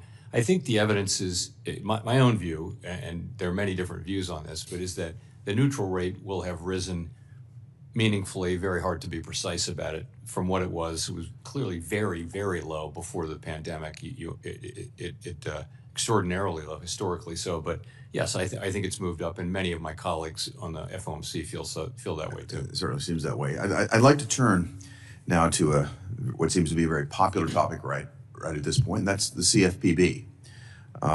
In your response to Senator Britt's question earlier, you confirmed that when the CFPB submits quarterly funding requests, the Fed is not in a position to exercise any discretion over what the funds are used for. Is that correct? As long as it's compliant with the law. It just strikes me that the Fed is not in a position to hold the CFPB accountable for what it does or how it spends its money. Congress hasn't been allowed to hold the CFPB accountable for what it does or how it spends its money. It looks like no one has been able to hold the CFPB accountable at all.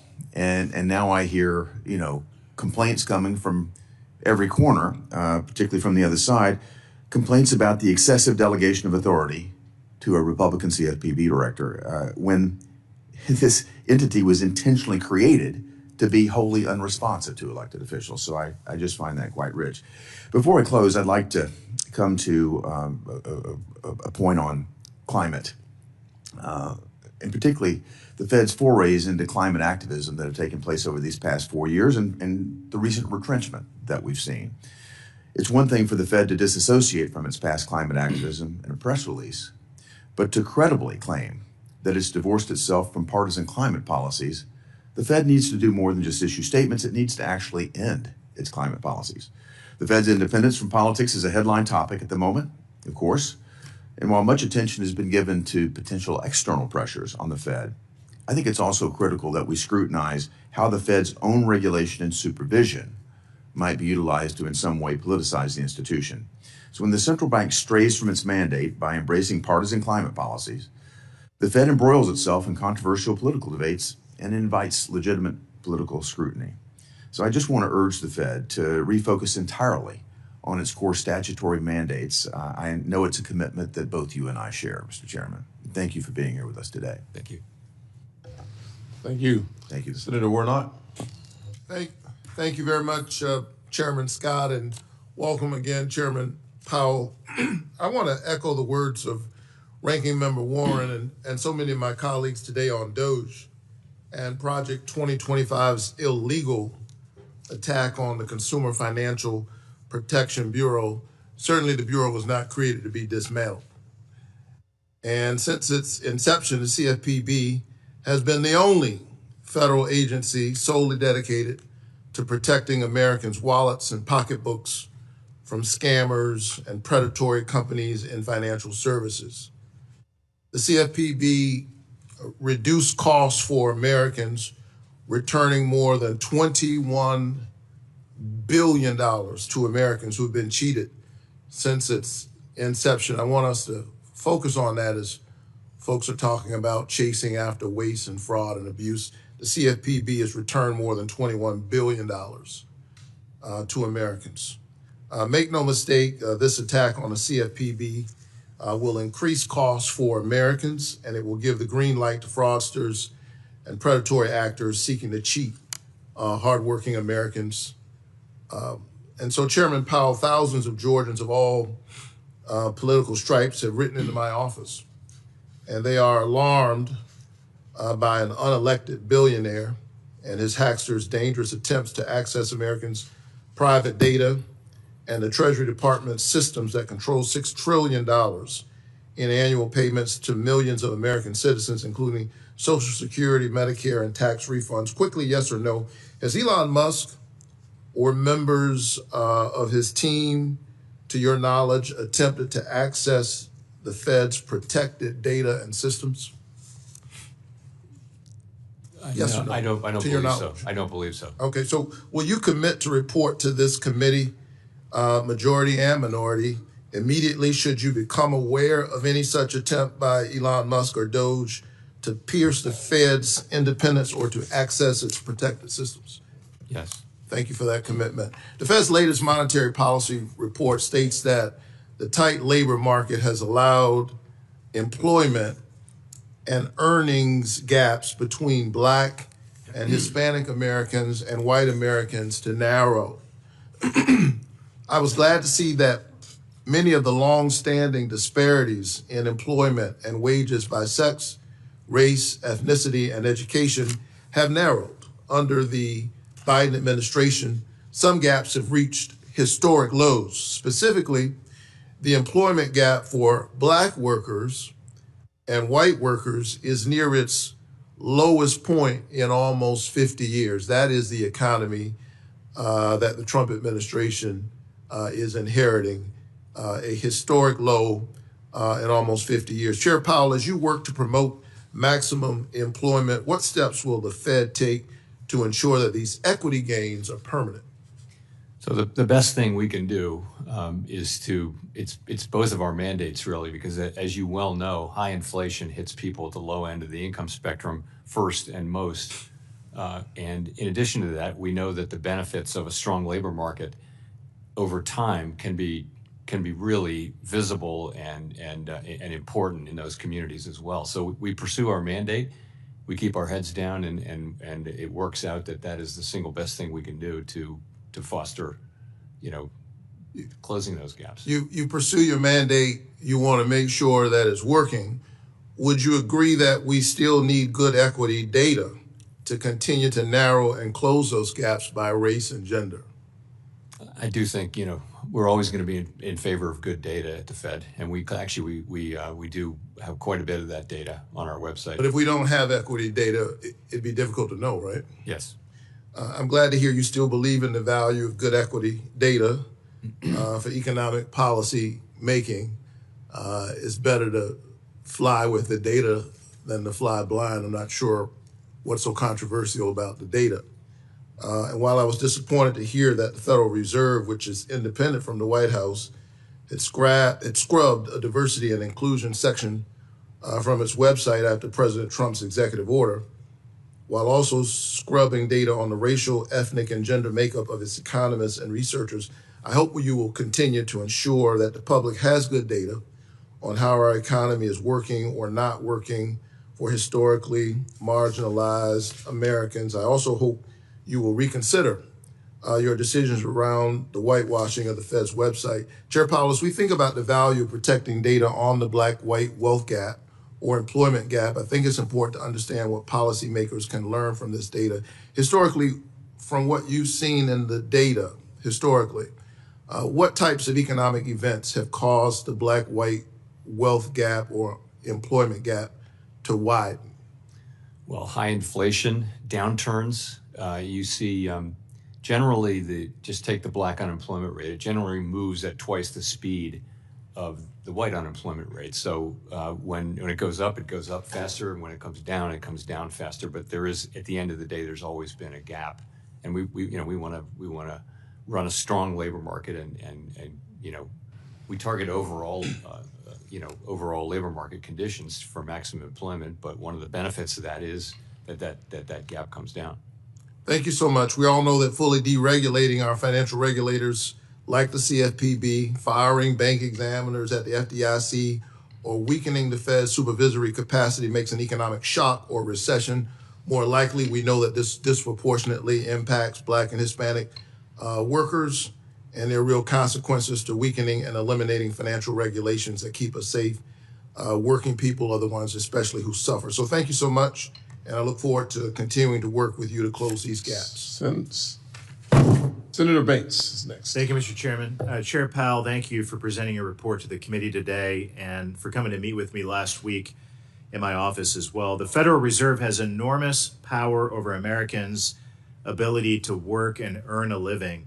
And the Fed's interest rate decisions have an especially big impact on industries like manufacturing, which depend on big investments. Chair Powell, the Fed's data on manufacturing is still holding up nationally, but it doesn't look very good in the Chicago region, which includes most of my state in Indiana. The Beige Book says manufacturing jobs are declining and fewer people are buying manufactured products. It also says that steel demand is at a low level, auto production has slowed, and machinery orders are down. What does that say about the rest of the country? When manufacturing in the heartland slows, does that signal trouble for industries in other parts of the country? It can. It doesn't always, but it certainly can. We watch the manufacturing sector. It's very important. Manufacturing jobs tend to be high productivity jobs. They're very important in our economy. But I would say over the last couple of years, manufacturing was pretty weak during years in which we had high GDP overall. Manufacturing is a smaller proportion of the economy than it used to be, but it's still extremely important. Senator Reid asked you why free trade doesn't work when one of the giant players doesn't abide by the rules. The China shock is proof of that. The Fed has a mandate to maximize employment. How do you account for the whole industry that is repeatedly suffocated by unfair competition? We don't do trade policy. We're not responsible for it. We don't comment on those who do trade policy. So we don't really have a role in focusing specifically on that. That really is left to those who have responsibility over trade. Do you agree that a healthy manufacturing economy is important to a healthy overall U.S. economy, though? I do. I hope you had an opportunity to read Robert Lighthizer February 6th essay in the New York Times. He explains why a big trade imbalance between any two countries is harmful to citizens in both of those countries. How does the Fed take the trade deficit into account in your decision-making at all? Again, we really don't. We're aware of it, but it's not something that directly affects our mandate goals. So not at all? No. I did read his book, by the way. I didn't read that editorial. Fair enough. It is a good book as well. I want to get into tariffs. It's no secret that most conventional economists hate tariffs. But I want to note that Indiana gained manufacturing jobs during President Trump's first term with the 2018-2019 tariffs. Even though the economist's conventional wisdom is that tariffs will reduce jobs, do you commit to following the data and not prejudge any outcome? Very much so, as we did in 2018-19. Finally, my staff reviewed the research paper on tariffs in preparation for this hearing, and I want to point out one of them called The Employment Consequences of U.S. Trade Wars. Mr. Chairman, I'd like to enter this paper for the record. It found that the timing of tariffs are very important. It found that China's retaliation to President Trump's tariffs did hurt U.S. jobs, but if the U.S. had imposed tariffs on China much earlier in the 90s and early 2000s, it would have almost completely eliminated job losses due to the China shock. And I know you've said what you said before, but will you and your staff please take a look at this paper? We certainly will. I imagine we already have, but I'd love to see it. I appreciate that. Home ownership is an essential part of the American dream, but families are struggling to afford homes. In just 5 years, the price of a typical home in Indiana has gone up more than 60%. More than 3/4 of American families can't afford an average home in their neighborhood. How do the Fed decisions about monetary policy affect the ability of regular families to buy a home? Most of what will have driven that increase will be about some of it's about local regulation, as you I'm sure know. It's also about just wages going up and costs of materials and things like that going up. And land costs and all that are going up a lot. The channel that through which we affect housing is, of course, interest rates. And right now, interest rates are still pretty high, but actually, mortgage rates are really not set at the Fed. Those are really key off of longer run things. Nonetheless, we're clearly having an effect on the housing market, and that'll unwind as we normalize policy. But we're still going to be faced with high insurance costs and high material costs and labor shortages and all the things that keep driving housing prices up across the country. Thank you. My time has expired. Next will be Senator Gallego. Thank you, Mr. Chair. Mr. Powell, just kind of running along that vein of thought, the housing costs are one of the top concerns of my constituents in Arizona. From 2010 to 2022, rents in Arizona increased by 72%, and I wish wages were as increased to match, but they did not. And the average 30-year fixed mortgage rate has been above 6% for nearly 30 months. With very few rate cuts anticipated in the near future, potential cost increase from tariffs or imported construction materials, as well as the demand that we're going to see in terms of rebuilding from California and labor shortages, what do you think needs to happen to make housing more affordable in Arizona and the United States in general? Housing policy and things to help housing supply are really in your wheelhouse, not ours. I do think, the housing markets around the country are still suffering from the after effects of the pandemic. Once that's all the way through and short-term rates are down to normal, whatever the new normal level is, I think housing costs are still going to be high. I think it's still going to be expensive to build housing in many parts of the country where lots of the urban areas, the obvious places to build housing has happened. So I think it's a long-term. There's a short-term problem which will go away in coming years, but there's a longer-term problem with housing availability, and that's going to be something that's not within our authorities or power to affect.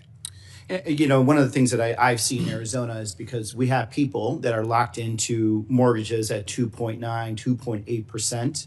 And in order for them to move to the new house, they're going to have to essentially go and try to get, quote unquote, a bigger house, but the mortgage payment is going to be through the roof.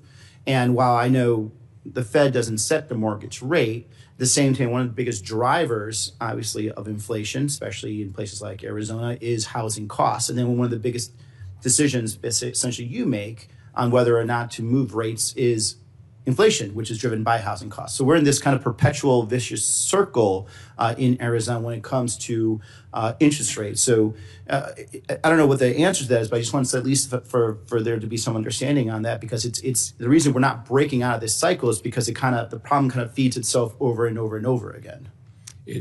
Yes, that's exactly what's going on. But it's not obvious, though, that lower rates would lead to lower housing inflation because, of course, that would increase housing demand. It would unlock people's, low mortgages, but that creates both a buyer and a seller. So it's not clear that would be something that would drive down housing inflation. Well, my supposition, especially in places like Arizona, which is really growing fast, is that by increasing supply with lower rates, you end up essentially having more of a competitive market, so people will start moving and essentially bring down the overall cost. But moving on, so I've also heard from businesses in Arizona, they're concerned about the threat of economic stability in tariffs that are imposed on our key U.S. trade partners.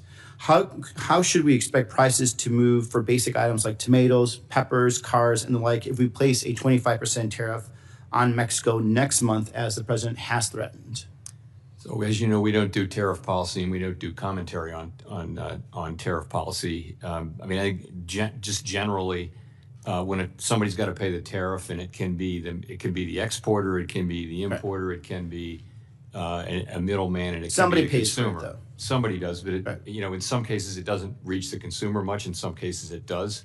And it really does depend on facts that we haven't seen yet. But that also contributes to some of the calculations on inflation overall. It can, but it's hard to predict. There's a question of how persistent that would be and how large it would be. Mm-hmm. So, and of course, I understand you're not here to specifically comment on trade policy, but overall, is it your opinion, let's just say a base opinion, that high tariffs can lead to higher costs, which would then end up being seen in terms of your inflation calculation that helps you set the rates? I'd say that's a possible outcome, which will depend very much on specific facts about what's being tariffed for how long, et cetera. Okay, thank you. I yield back. Senator McCormick. Thank you, Chairman Scott, and Chairman Powell. Good to see you again. In the past 5 years alone, the national debt has exploded. Federal spending and the debt have increased by more than 50%. Debt held by the public, or true debt obligation, has more than tripled during the past 15 years, reaching more than $28 trillion. All told, U.S. national debt is now over 120% of our GDP. And runaway spending contributed to a regressive tax on all Americans, a tax known as inflation. In the past 5 years, the cost of living has skyrocketed for working class Pennsylvanians, especially, as you and I discussed when we visited, those relying on fixed incomes. And unfortunately, that compounded effect of inflation has not been offset by commensurate rise in wages for many Pennsylvanians. I've heard from countless Pennsylvanians who had to count their dollars at the gas pump, cancel family trips, even tighten their belts at the dinner table because of inflation. So while we discuss these heady issues, let's not lose sight of the very real human cost of the decisions made by people sitting in this room. And given that cost, I'd like to ask you about the national debt and the cost of financing it. We now spend more to service the debt annually than we do on national defense. So how concerned are you about the accelerating pace of government borrowing and the borrowing cost, which will affect families in the form of higher mortgage rates? Yeah, we don't comment on fiscal policy other than to say that, as my predecessors have said, that the U.S. federal budget is on an unsustainable path. It's not that the level of spending or the level of the debt itself is unsustainable. It's that the path is unsustainable, and ultimately the level of the debt will be. So there's no time like the present to start working on this. The longer we wait, the more painful it will be. It's something we need to do and will have to do in the long run, and the short run is better than the long run for that. And just as a practical matter, how do you factor that into your policy thinking and decisions? We don't. We're here to achieve maximum employment and price stability, and it's really up to Congress to deal with fiscal issues, and we leave that to you. Well, just as a more practical question, I think which falls clearly in your bailiwick, because of that national debt, it's caused the supply of U.S. Treasuries needed to finance the debt to skyrocket. And that's at the same time the Fed is shrinking its holdings of Treasury through quantitative tightening.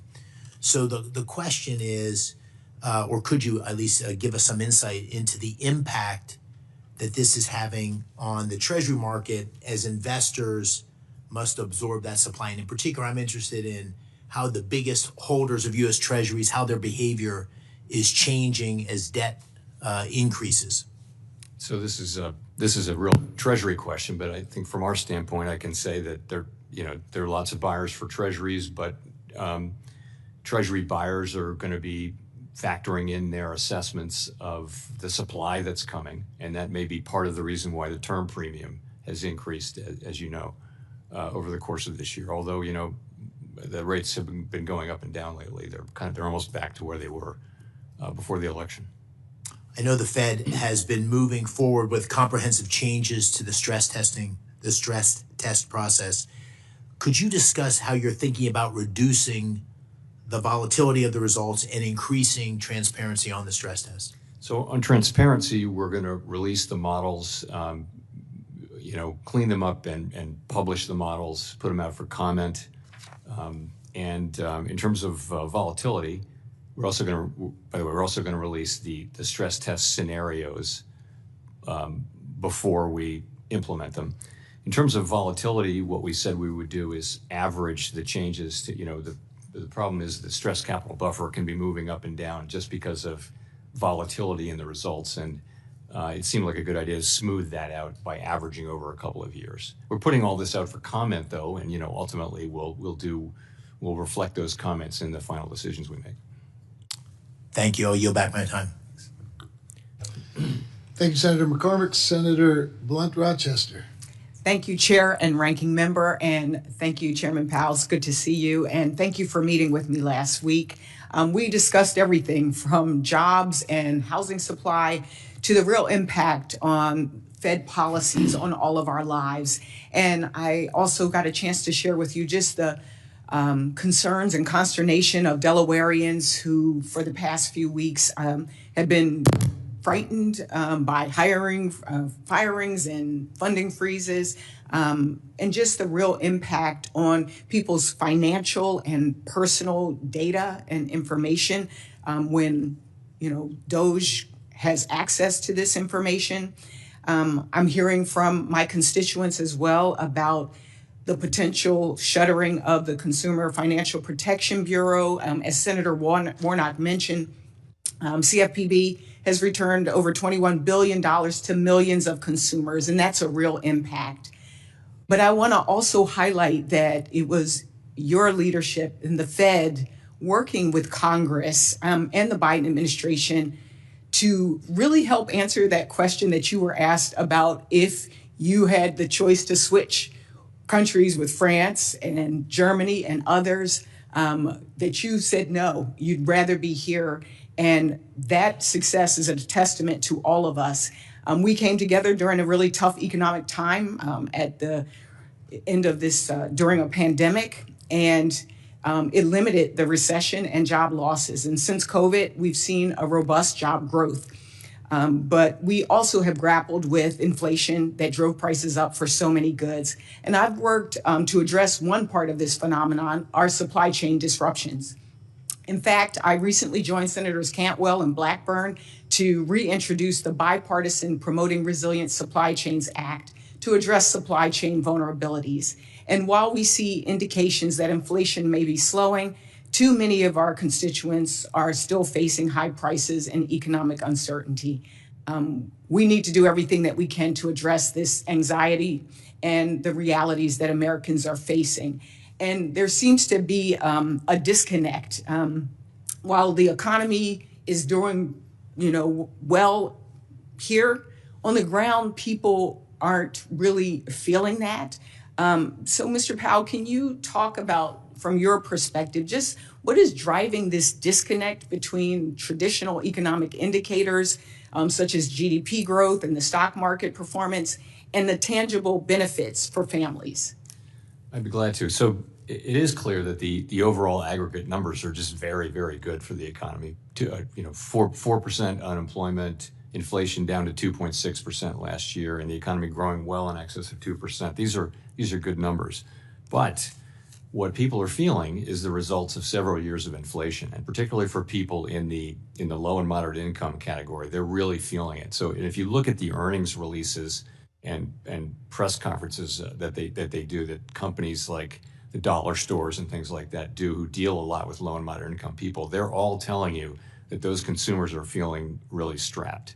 So we do understand that, and we try to keep that in mind.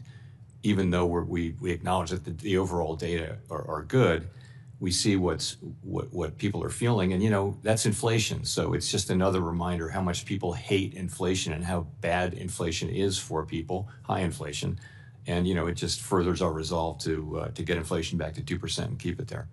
Thank you. One of the big areas that I focus on, you've heard many of us across the aisle talk about the housing crisis that we have in this country. And I know a few others have asked questions previous to me about this, but I would love to follow up afterwards with specifically what you think are the short-term and long-term things that we can do to really address the housing supply and affordability crisis.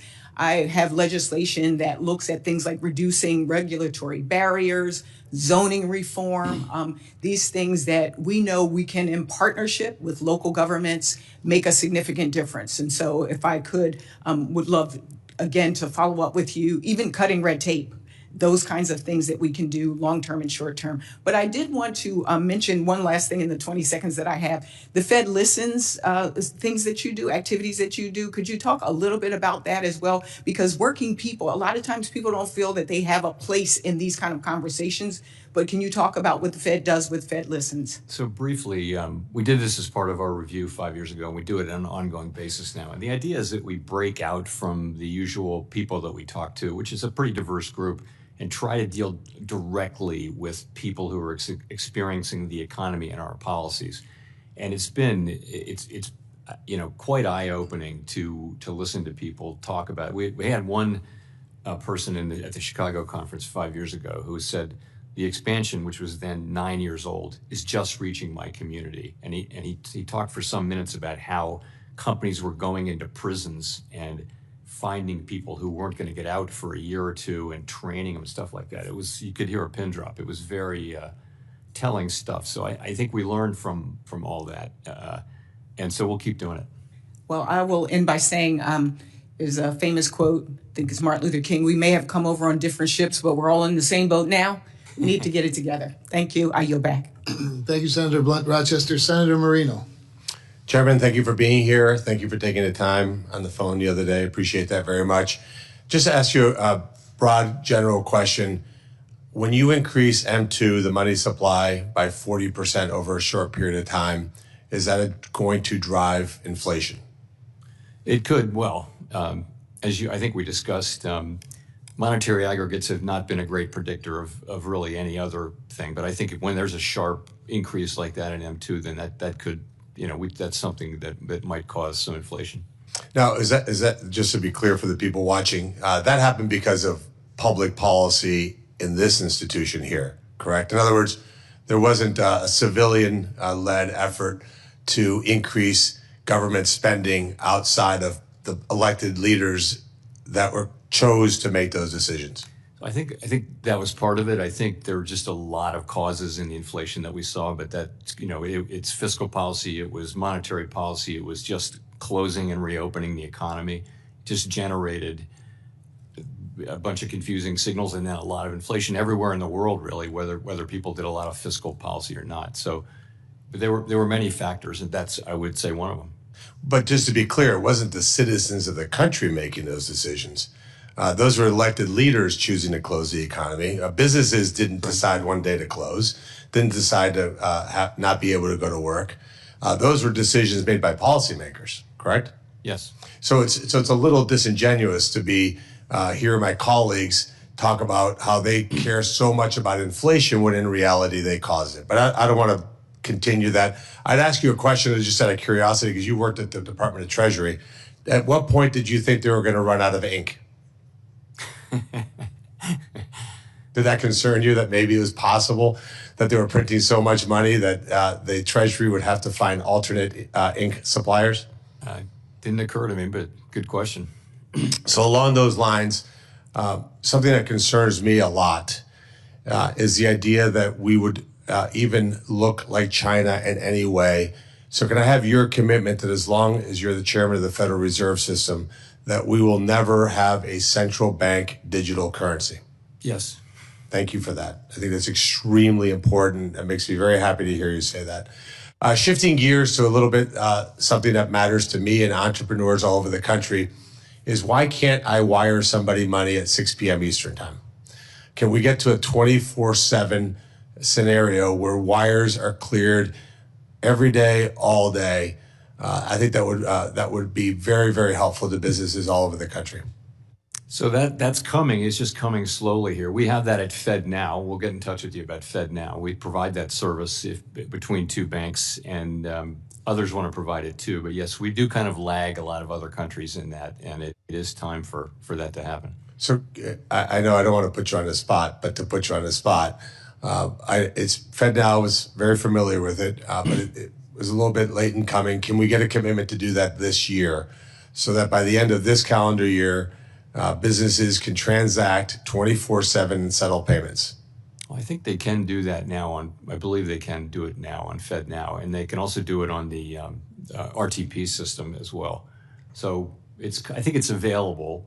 Let me check in and I'll follow up with you. That'd be great. One other piece of the puzzle here is, what do you think the Fed can do to fight international terror groups?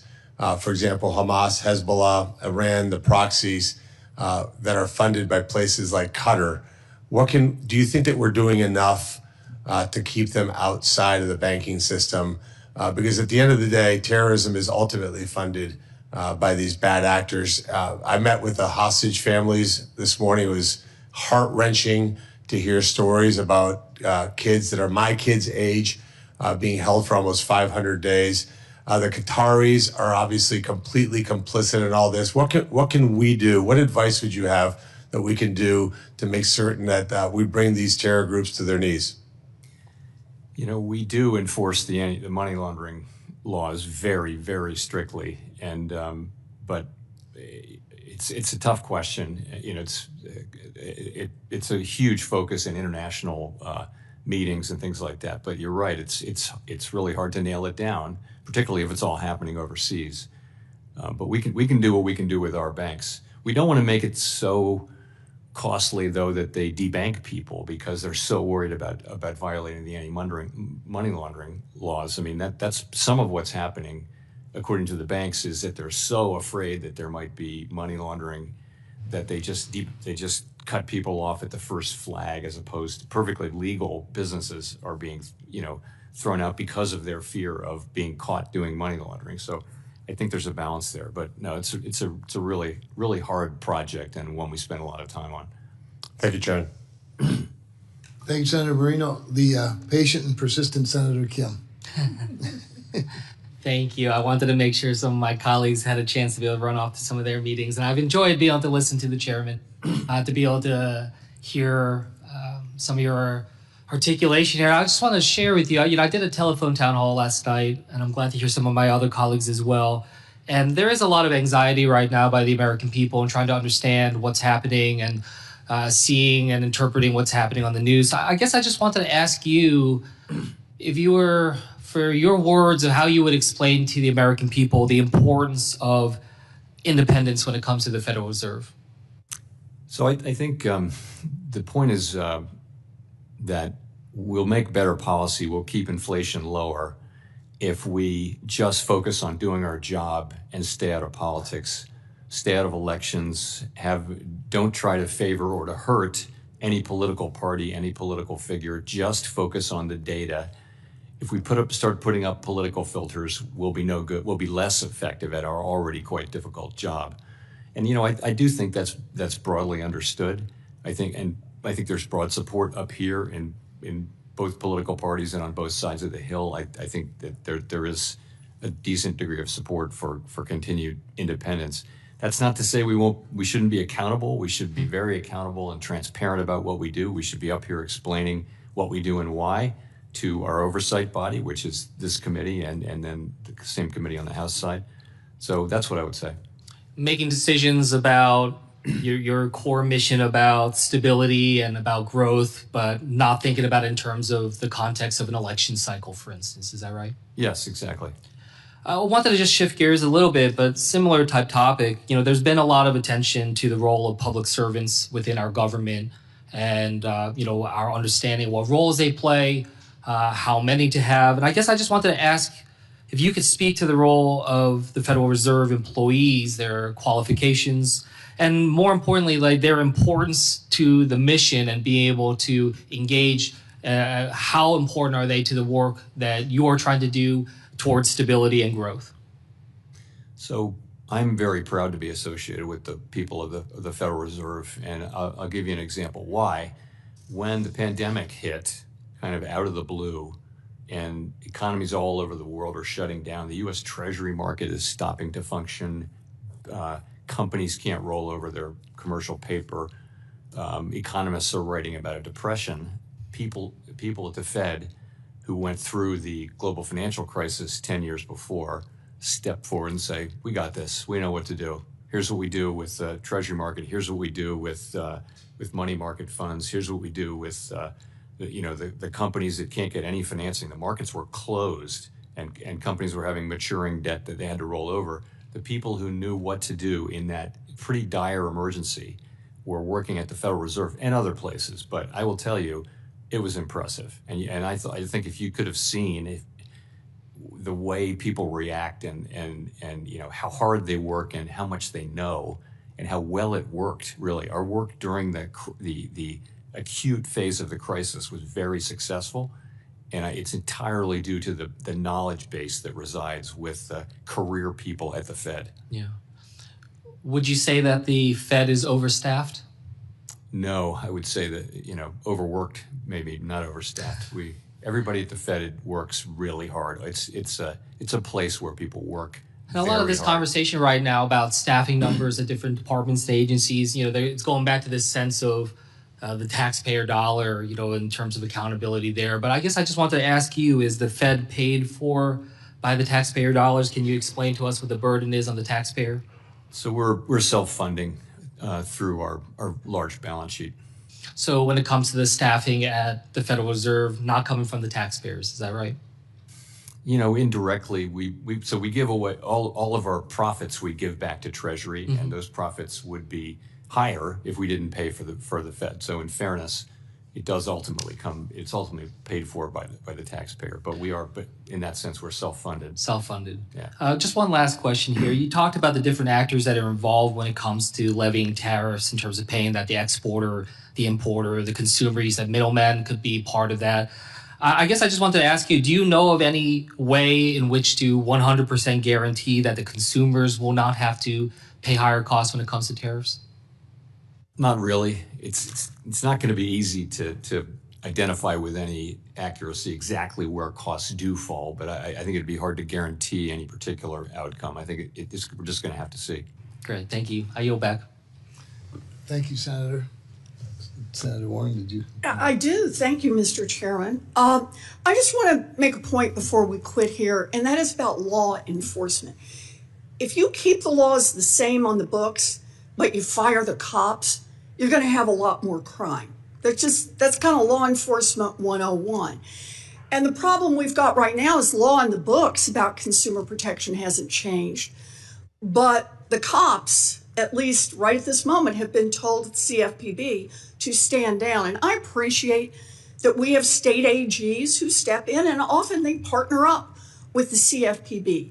But there is no one else for the giant banks who actually does what's called the bank examination, the supervision. And that is so important. Remember the Wells Fargo scandal, where Wells Fargo was illegally opening fake accounts in people's names? You find that through bank examination, not because the person who got cheated could figure it out. Bank of America gets hauled in because bank examiners discovered they were charging people illegally on junk fees. Nobody finds that but the people who are down in the banks doing the bank examination on behalf of the consumers.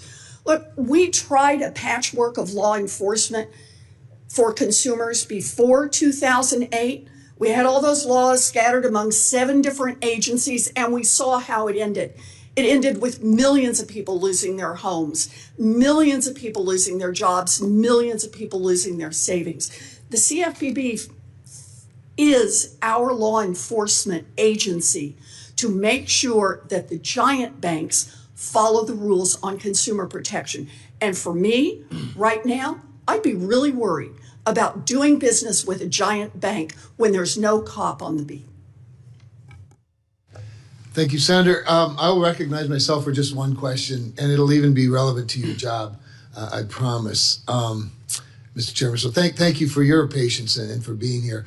I wanted to follow up on there were some questions, or at least I know Senator Rounds asked a Basel III question, and your response was basically, let's get the people in place from the administration, and then we'll proceed again. Treasury Secretary Basel recently said that the banking system is, I believe, say, quote, well-capitalized, perhaps over-capitalized, unquote. And given that assessment, or if you agree with it, could you discuss the necessity of advancing a new Basel III proposal, specifically how an updated regulation would impact the ability of the regional banks to compete with the big Wall Street banks?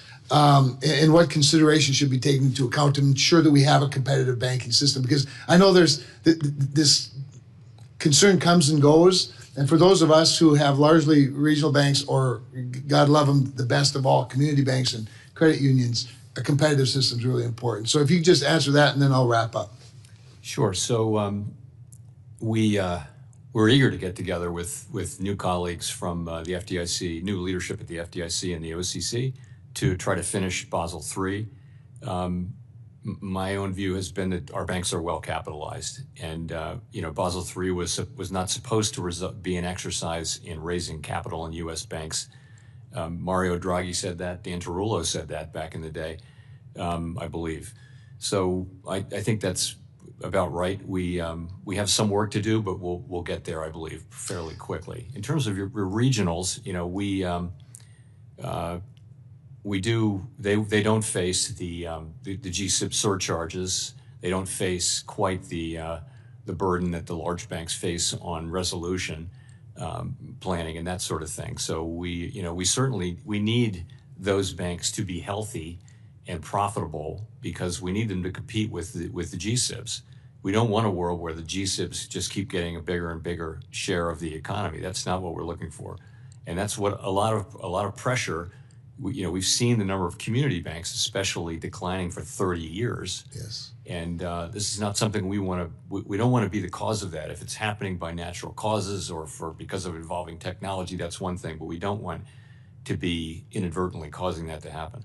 So as you look at a Basel III exercise, can you think of anything specifically that ensures that competitive, diverse banking system is maintained rather than a consolidation, whether it's you know, whether it's fewer community banks into more regional banks or fewer regional banks into more Wall Street banks? Well, I just think you think twice before you impose the kinds of things that we impose on the largest banks and the next to largest banks. You want to be careful not to just think we should do exactly the same thing. You know, it's what tends to happen is, so for smaller banks, it raises the fixed costs is what it does of banking, and it makes it harder to start new banks and makes it harder for, you know, any but the largest to be successful. So that's not what we want. You know, we want a lot of competition, and you know, these regionals, it's important that they thrive. I agree, and I agree with your assessment. So thank you for that. Thank you for staying with us for the day, and glad we could get you first. So as we wrap up, for senators who wish to submit questions for the hearing record, those questions are due 1 week from today, Tuesday, February 18th. Chair Powell, you have 45 days from that day to submit your response to questions for the record. Thank you. The committee stands adjourned. Thank you.